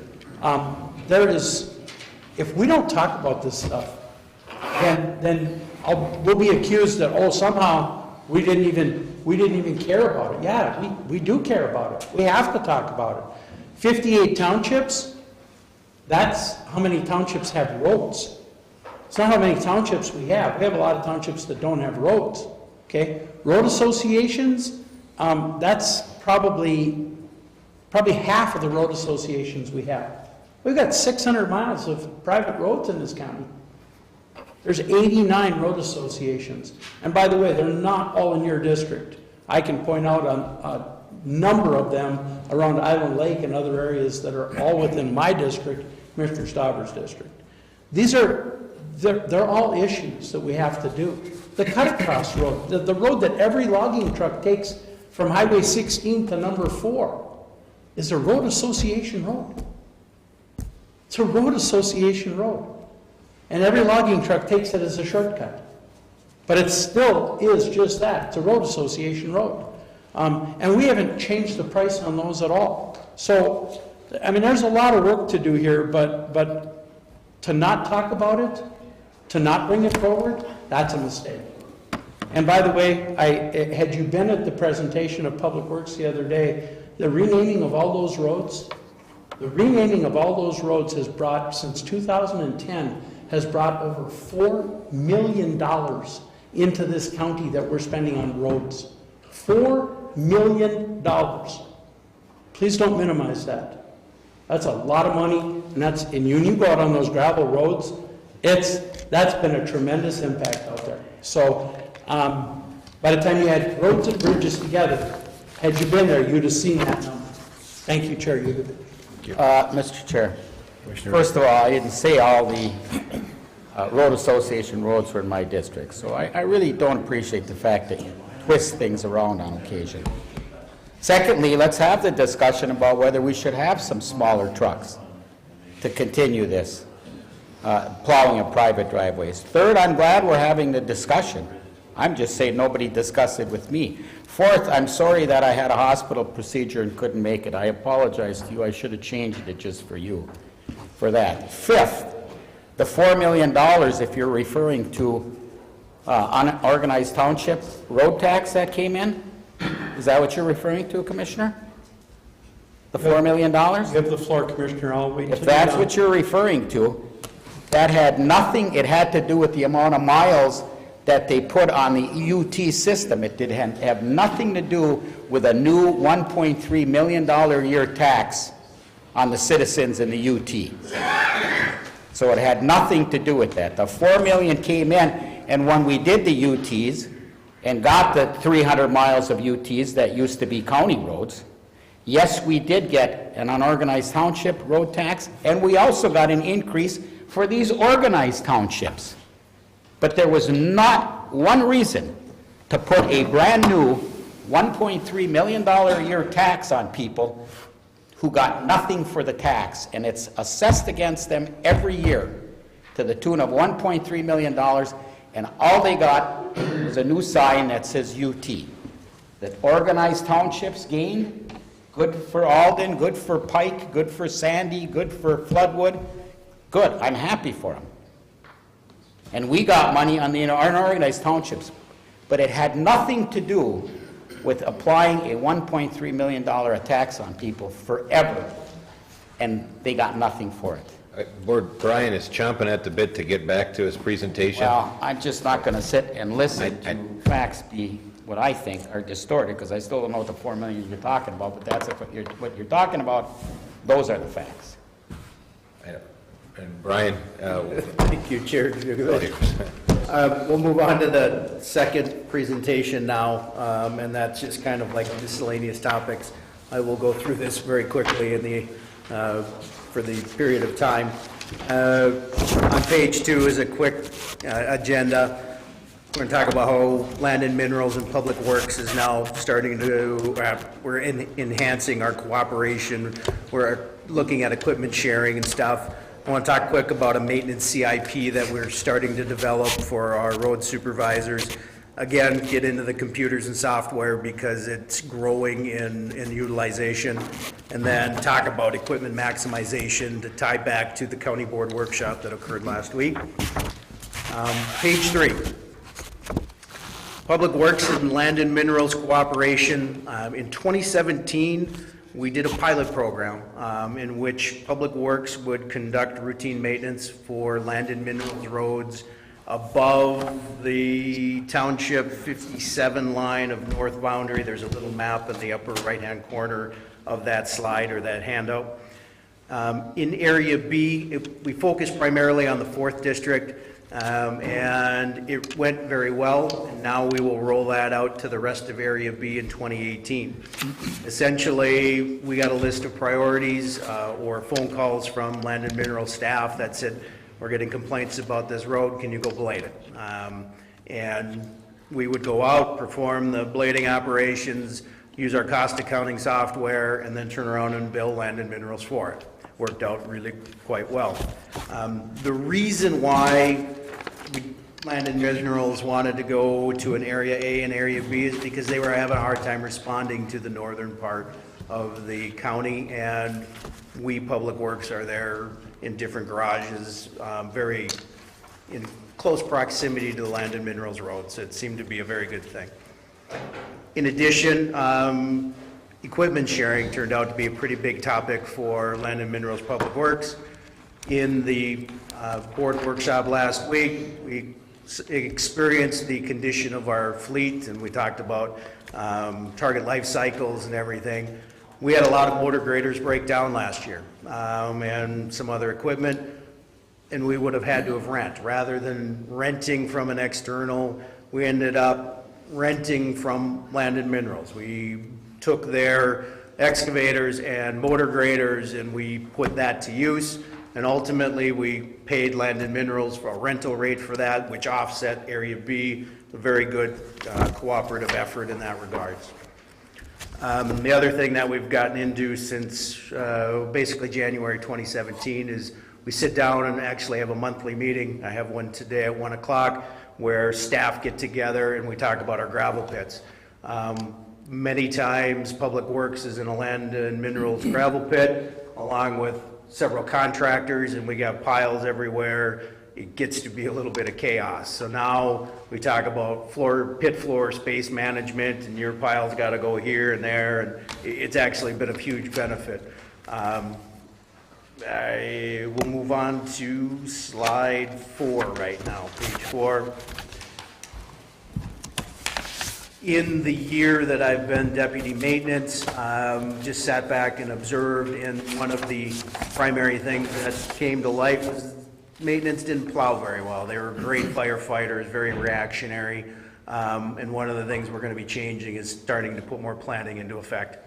That one of the superintendents actually said we're great firefighters, we're not good planners, and he ended up coming around to the equation and seeing the value of it, so it's pretty good. We started with right-of-way clearing. You've seen probably more right-of-way clearing this winter than most. It's good weather for it. They had a plan in place. We've got good equipment for mowing now with our 11 tractors that we talked about last week, and things are going well. Next thing we'll probably be tackling is a mowing schedule. then re-graveling and getting all of that in place so our road supervisors have a very definitive plan on moving forward. Slide 5 gets into software for, Brian, we got Commissioner Nelson. Before you leave the mowing piece, and because of the comments earlier, one of the things that we were asked by the Township Officers Association, Commissioner Yugovich and I were there, we were asked to compile a list of potential contractors that would be available to do brushing in roadsides. And we are putting that list together for the townships, for town roads, understanding that it's not easy to find somebody to come out and do some of the types of things that we do on the county roads. So just wanted to point that out. That's something that our purchasing department is actually working on right now to pull that list together. Thank you, Mr. Chair. Thank you, Brian. Commissioner. So, Brian, right-of-way mowing, are we taking into consideration pollinators and flowering plants, et cetera? Chair Jugovich, Commissioner Jewell, yes, to a certain extent. The pollinators are one competing entity right now, invasive species are another. And there's certain times where it's better to mow the invasives down before it goes to seed, and that conflicts with pollinators. It's a juggling act right now, and we're still putting together the best plan of attack for all of that. So yes, we are, but in all truthfulness, it's probably losing to invasives in mowing before it goes to seed right now. But this maintenance CIP will identify the areas of right-of-way that are contaminated with invasives, and we'll make sure we get there before seed and take it out, and it'll help in our management of both, really. Please. You. Page 5 again, basically software and computers are becoming more and more a part of everything nowadays. We have expanded our use of Maximal, which is our cost accounting software. There was a module in there called Service Requests, and essentially it allowed you to create a request from somebody and move it all into a work order and then actual project. And the problem with that inside Maximal was that you had to be at your desktop, essentially. We worked with IT and Planning Department GIS folks, and we've created an application now that you can use on your phone to put in these service requests. Off on the right-hand side of the screen, you can just kind of see, I took some screenshots of it, asks for an employee ID, service group, a service type, the descriptions, and ultimately there's a little map with a drop pin that takes GPS coordinates and locates it for you. You can snap a picture or add a file to it. It's turned out to be very, very useful. We put it to actual use in the storm last October with along 61 and the damage there. We rolled this out kind of as a beta test for that, and it worked real well. We were down on the shoreline snapping pictures. Each of those service requests were then rolled into a work order. Those work orders then had all of the pictures attached with it. Very, very beneficial software at the end of the day, and we're still kind of fine-tuning it, but it's 95% functional. We know it really works because I was able to use it in that.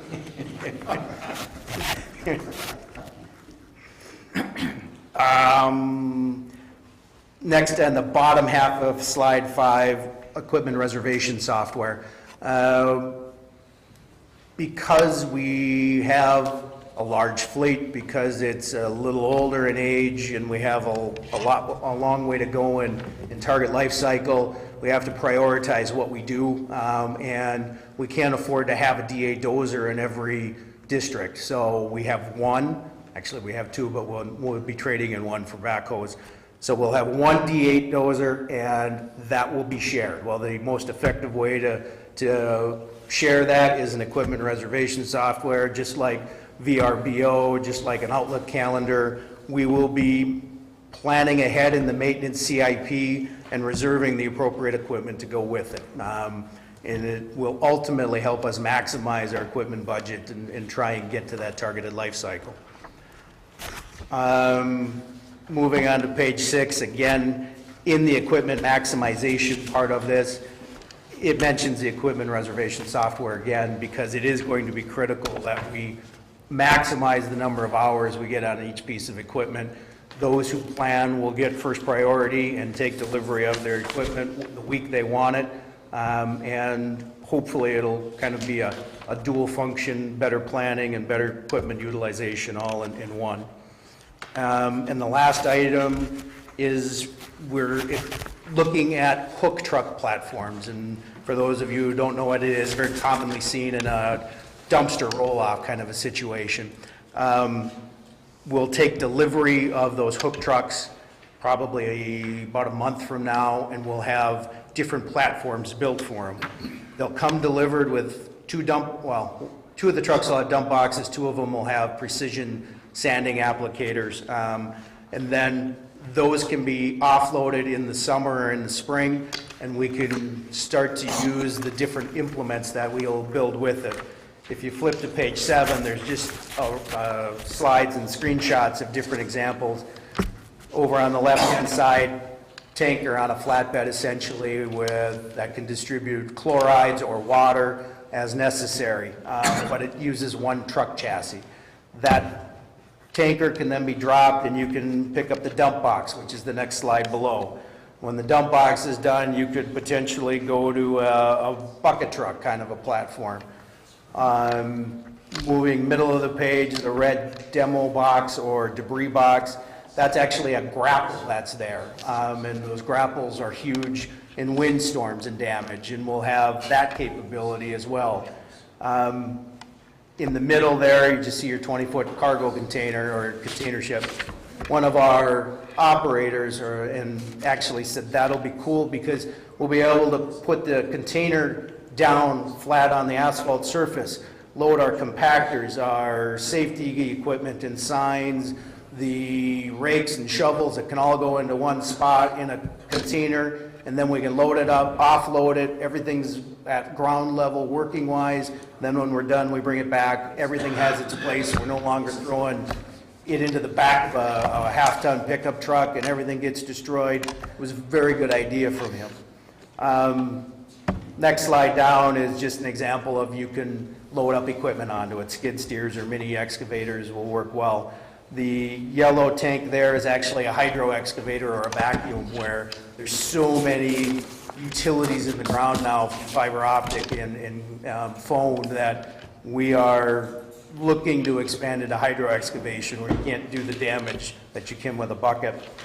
And the last one there is a hydro seeder, where you don't need a hydro seeder all the time, but when you do, it's nice to have the carrying capacity on the truck, and it all goes in one unit.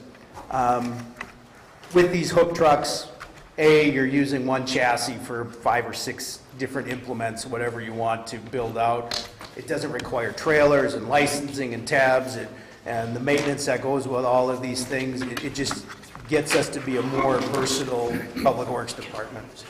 With that, I am done with my presentation. I went much longer than I expected. I apologize. Thank you. We appreciate it, Brian. We apologize we missed you at the workshop, but we got you in today, so we appreciate you coming in and answering all the questions. Thank you. Thank you. Chair Nelson? What are the wishes of this board? We have, with the addition of the 3 pulled down, we do have a pretty aggressive schedule yet. Would it be anticipated we could finish this in 20 minutes? I'm going to turn to Commissioner Ricavina. He's the one to pull down the 3 other ones if there's something I think that so. would be time-consuming. I don't believe so. Okay. So if that's the wishes of this board, we will continue to move forward. Director Faldesi, did you have something more? Okay. You're waiting for the questions on what's coming. Very good. I'm going to turn to the Chair of Public Works and Transportation again. Okay. Commissioner Yukovich, you have, I believe, 5 items in front of us? Yeah, or maybe more. we'll do the pull-down items first. All right, so you're prepared, Jim. First, we have board letter number 18-79. It is St. Louis County Board is requesting to authorize a cooperative agreement with the City of Virginia for the 2018 maintenance. No, it was 4, 5, and 6. I'm sorry, Commissioner Yugovich. Oh. It's not, item number 3 was not pulled down. Oh, I'm sorry. 4, 5, and 6. Okay, That was 4, my 5, and fault for 6. not laying that out for you. Okay, I thought it was 3, 4, and 5. Okay. 4, 5, and 6 is St. Louis County Board is requesting to authorize a cooperative agreement with the town of Kelsey to relocate Case Road Township number 5890. This project is further identified as CP 5890-328460. I would move it, Mr. Chair. Okay, is there a second? Second. Second by Commissioner Jewell. Since we have Jim here. Mr. Chair, in an effort to expedite this and look at all 3 of them together, I'm just wondering, what is the cost? Because there's no cost to any of these. And I notice we're on 1880, we're basically doing all the work for the township, which is great. I don't know if it was our ditch that caused the problem. Number 81 deals with working with the railroad, and we're going to be replacing at our cost, or paying for them to do that. And then the third one deals with, I think, us buying some right-of-way. So I'm just wondering what the costs of the whole thing are, if you have that information, and we can expedite this, Mr. Chair. Commissioner Nelson, did you have something? Mr. Chair, if I may inject this piece of it. This item, 4, 5, and 6, this is approximately 7 years in the making. This was flood damage on one of our ditches. Our main ditch, in fact, out of the Kelsey-Zim bog. And it actually washed out the vast majority of a township road. These 2 individuals, Mr. Kaser and his neighbor, have been driving down a half a road for, well, since 2012. That's what they've been driving on, and it continues to wash out. I was going to bring down one of these items today to explain the complexity of what has transpired here, because you've got a railroad involved, you've got a township involved, you've got 2 constituents involved that have been gracious enough to be willing to sell us land to literally go straight across the railroad tracks and then hang a left and get back to the township road. And all of those things, I agree. We haven't put a lot of this out on bids yet, and that's why we don't have all of the numbers here. But this is the responsibility of this county that really goes back to the bonding that we got in 2012, our share of the $120 million, whatever that came out to. I think this is the last project.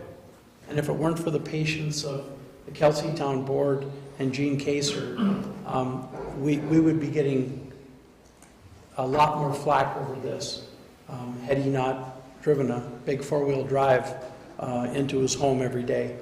This would have been a priority 1. But working with the railroad and getting everything done, we've got a ways to go yet. I assume we're going to have contracts coming in front of this board as those contracts are issued. But all 3 of these is a direct result of that judicial ditch that runs parallel to the township road. And if you take Highway 7 north from here, it's at the only turn in the road, folks. You can't miss it. Thank you, Mr. Chair. Commissioner Rukavina, I did have the opportunity to speak with Jim on the way here today, and he did explain that to me. Granted, it wasn't around, obviously, in 2012, but he did give me a great overview of what had happened and what has been planned. Mr. Chair, and I understand, and that's why I prefaced my question with saying it's our responsibility, and it is. What I'm trying to, this is the first time since I've been on the board where we've had 3 projects dealing with the same issue where we don't know a price tag. So I'm just thinking, of an estimate and maybe wondering out loud if we've ever broached the subject to ask these folks if they'd want to sell to us, if it's going to be 1/10 or 1/2, or maybe it's going to be double. Maybe we're saving a lot of money by doing this, but that's why I was asking the question. Jim, please. I didn't want a history on it. Chair, Commissioner Jugovich, and Commissioners, and that's a great question, Commissioner Rukavina.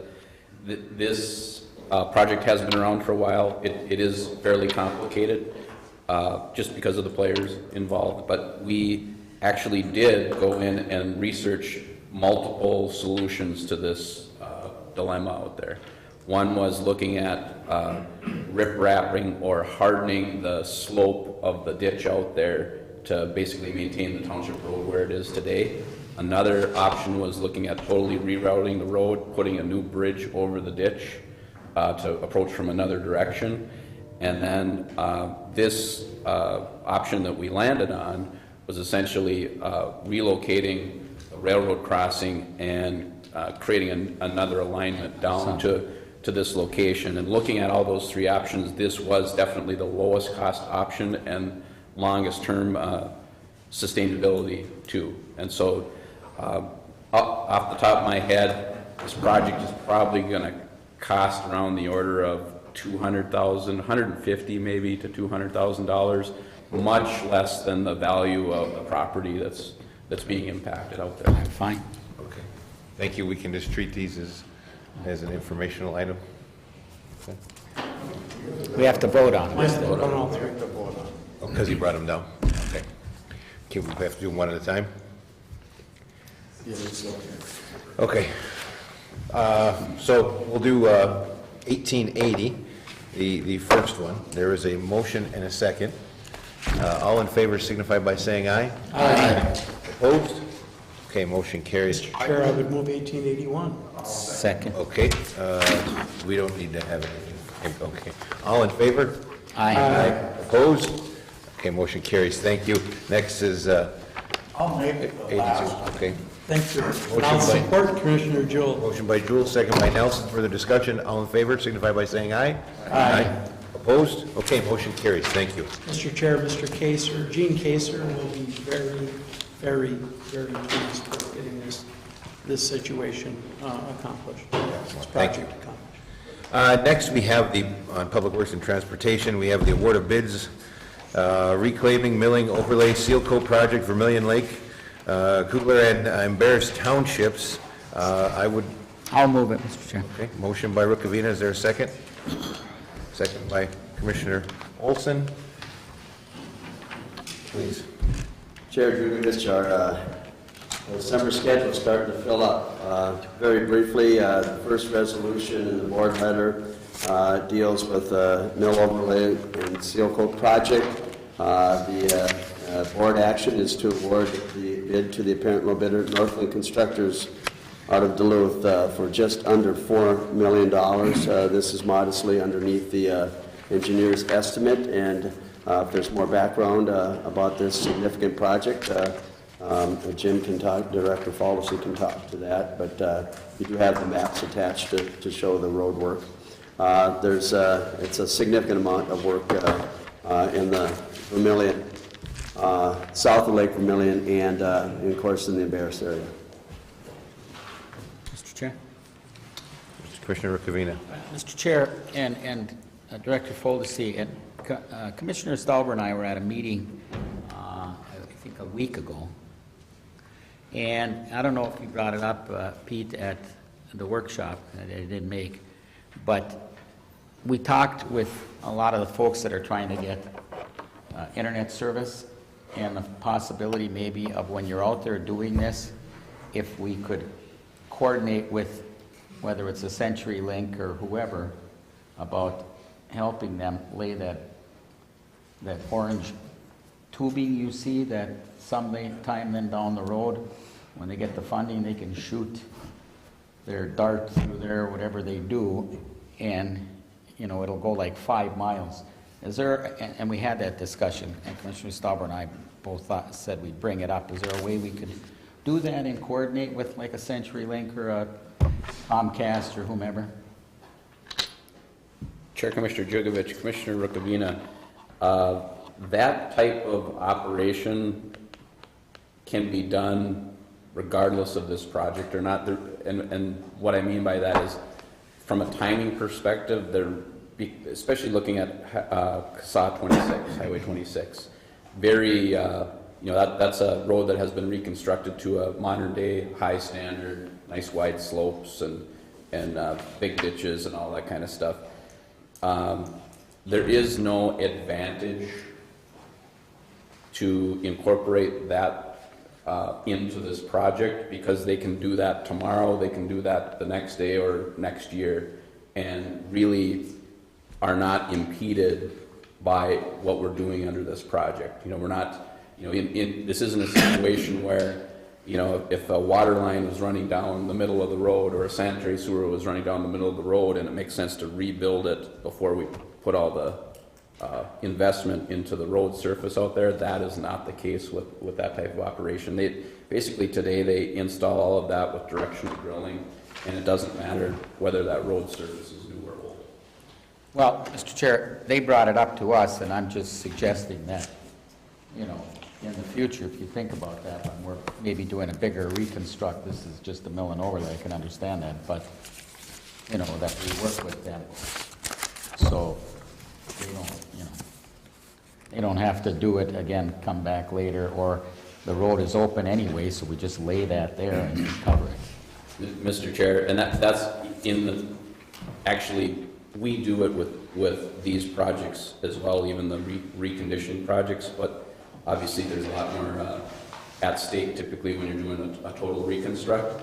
But we're required actually to coordinate these projects with utilities. So essentially we contact the utilities in advance of virtually every one of these major projects and ask the utilities, well, first of all, we make them aware, and then we typically have an annual meeting where they can come and talk about future projects. And at that time, we talk about coordination. And so that's a normal thing that's part of every one of our projects out there. Any other questions, comments? And then we'll add on for the second part, the roundabout in Hermantown? It's the second vote. Second vote, okay. All in favor signify by saying aye. Aye. Opposed? Okay, motion carries. Next, we have a roundabout project in Hermantown. Anyone interested in? I'll move it. I'll second. 18-102, I'll move it. Okay, motion by Stauber, is there a second? Second. A second by Rukavina. Okay.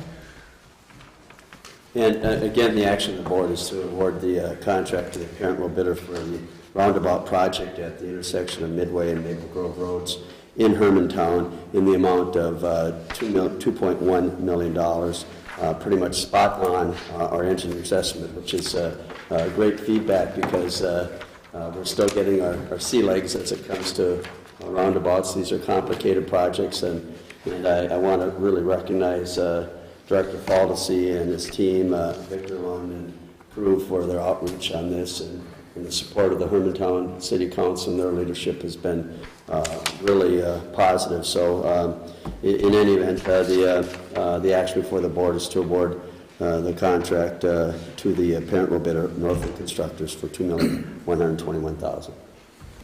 Mr. Chair, I spent 2 hours stuck in that roundabout in Chisholm. I didn't know how to get out of it, so. You're the one that took the signs out?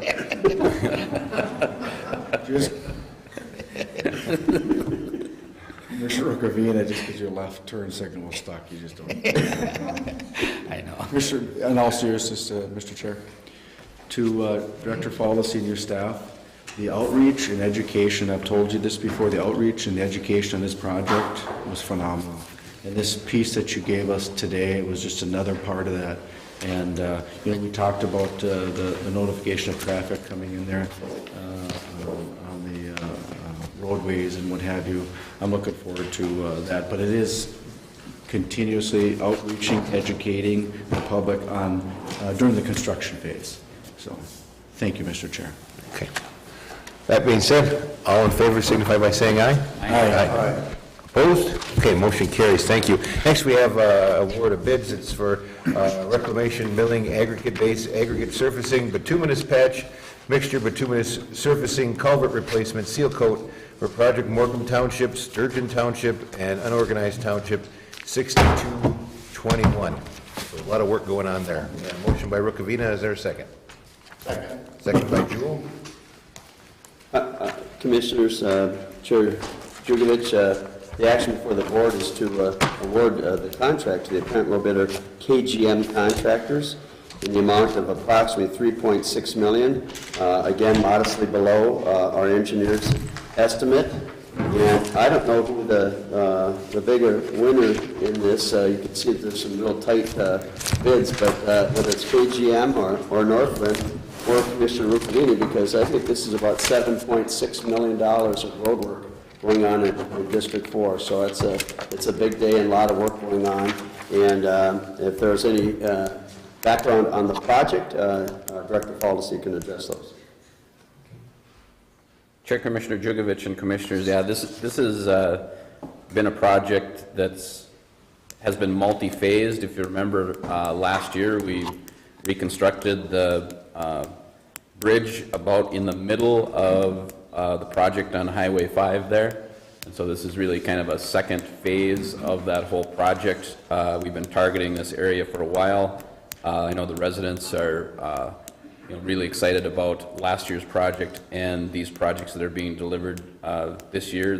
In some ways they feel that they've been kind of neglected or had their due coming to them for quite some time. So I know the projects have been looked forward to, and Commissioner Rukavina and I were up at a public meeting about 2 years ago now talking about these projects, and so here we are delivering them, and it's been a challenge. The soils and things up there are tough to deal with, but these are going to be great projects that will be around for a long time. And I want to thank Director Faldesy, because we jumped out ahead of everything a year and a half ago, whenever it was. And we had all those townships in the area and made them aware of what the detours were going to be and everything else. And staff did a very good job, and you at that meeting. And everybody seemed very happy with the approach we were going to take. And I do have to say this before we leave.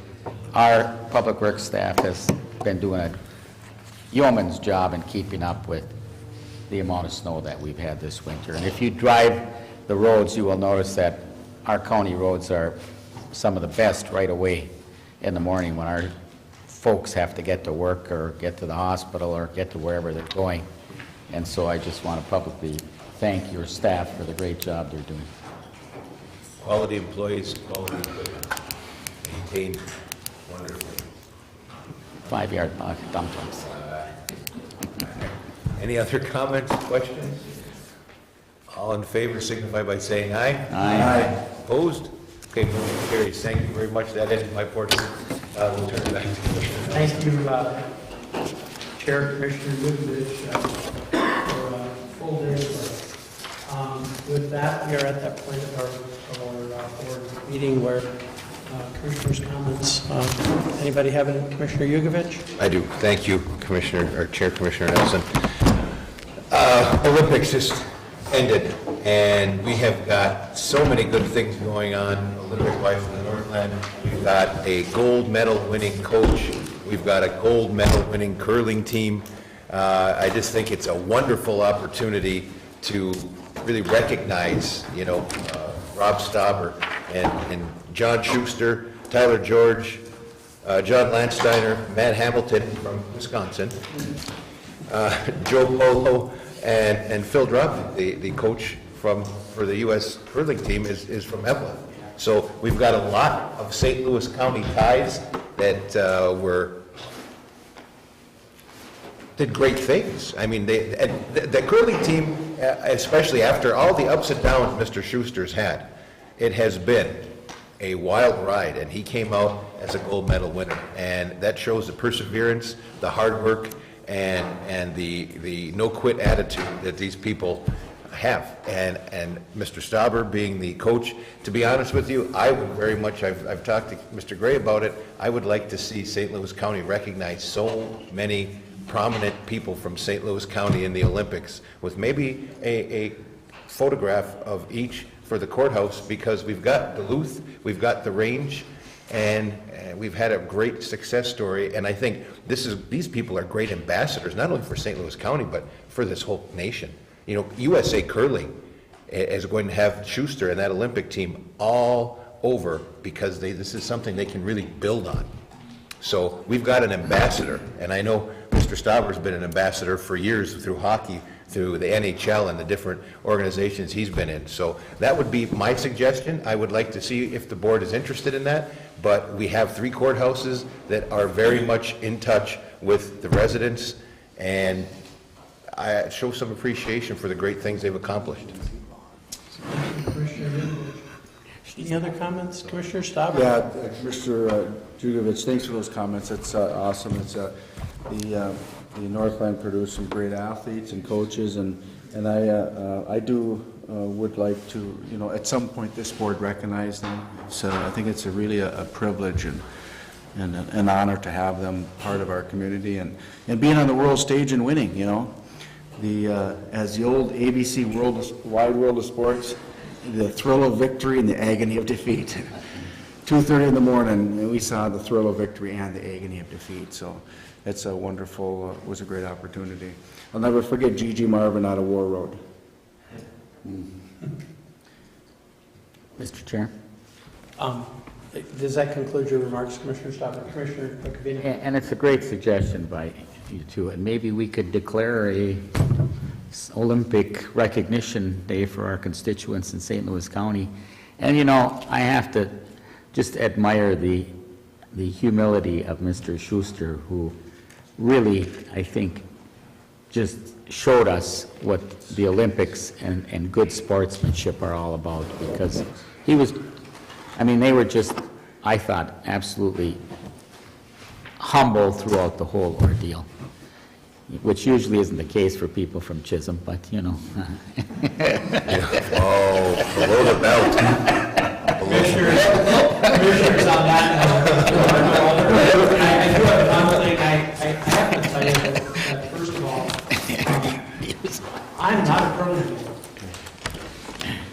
And I don't watch kind of curling. And I'm probably never going to be a curling fan, to be honest with you. But I am a fan now of Team Schuster because I watched 5 Americans, proud Americans, stand on the podium, put their hands over their hearts, and sing every word of the national anthem. And folks, in this day and age, that doesn't always occur. And I got to tell you, that curling team made me proud to be an American. By their conduct, the humility, the stick-to-itiveness, if that's a word. It is now. It is now. But Schuster, when they stood up on the podium, middle of the night, don't ask me why I was up watching that part of it, but I was. And it made me proud to watch them, those 5 men's curling, so there were 5 men standing on the podium, and I think 4 Minnesotans and 1 Wisconsinite, 2 Wisconsinites. No, you can't claim that. Whatever. Again, they made me proud to be from the greatest nation on earth. Okay, with that, we are, I'm sorry, Commissioner? I just want to point Jewel. out that we had a wonderful coach from Duluth, but we had an amazing series of women who, quite a number of them, from the University of Minnesota, Duluth.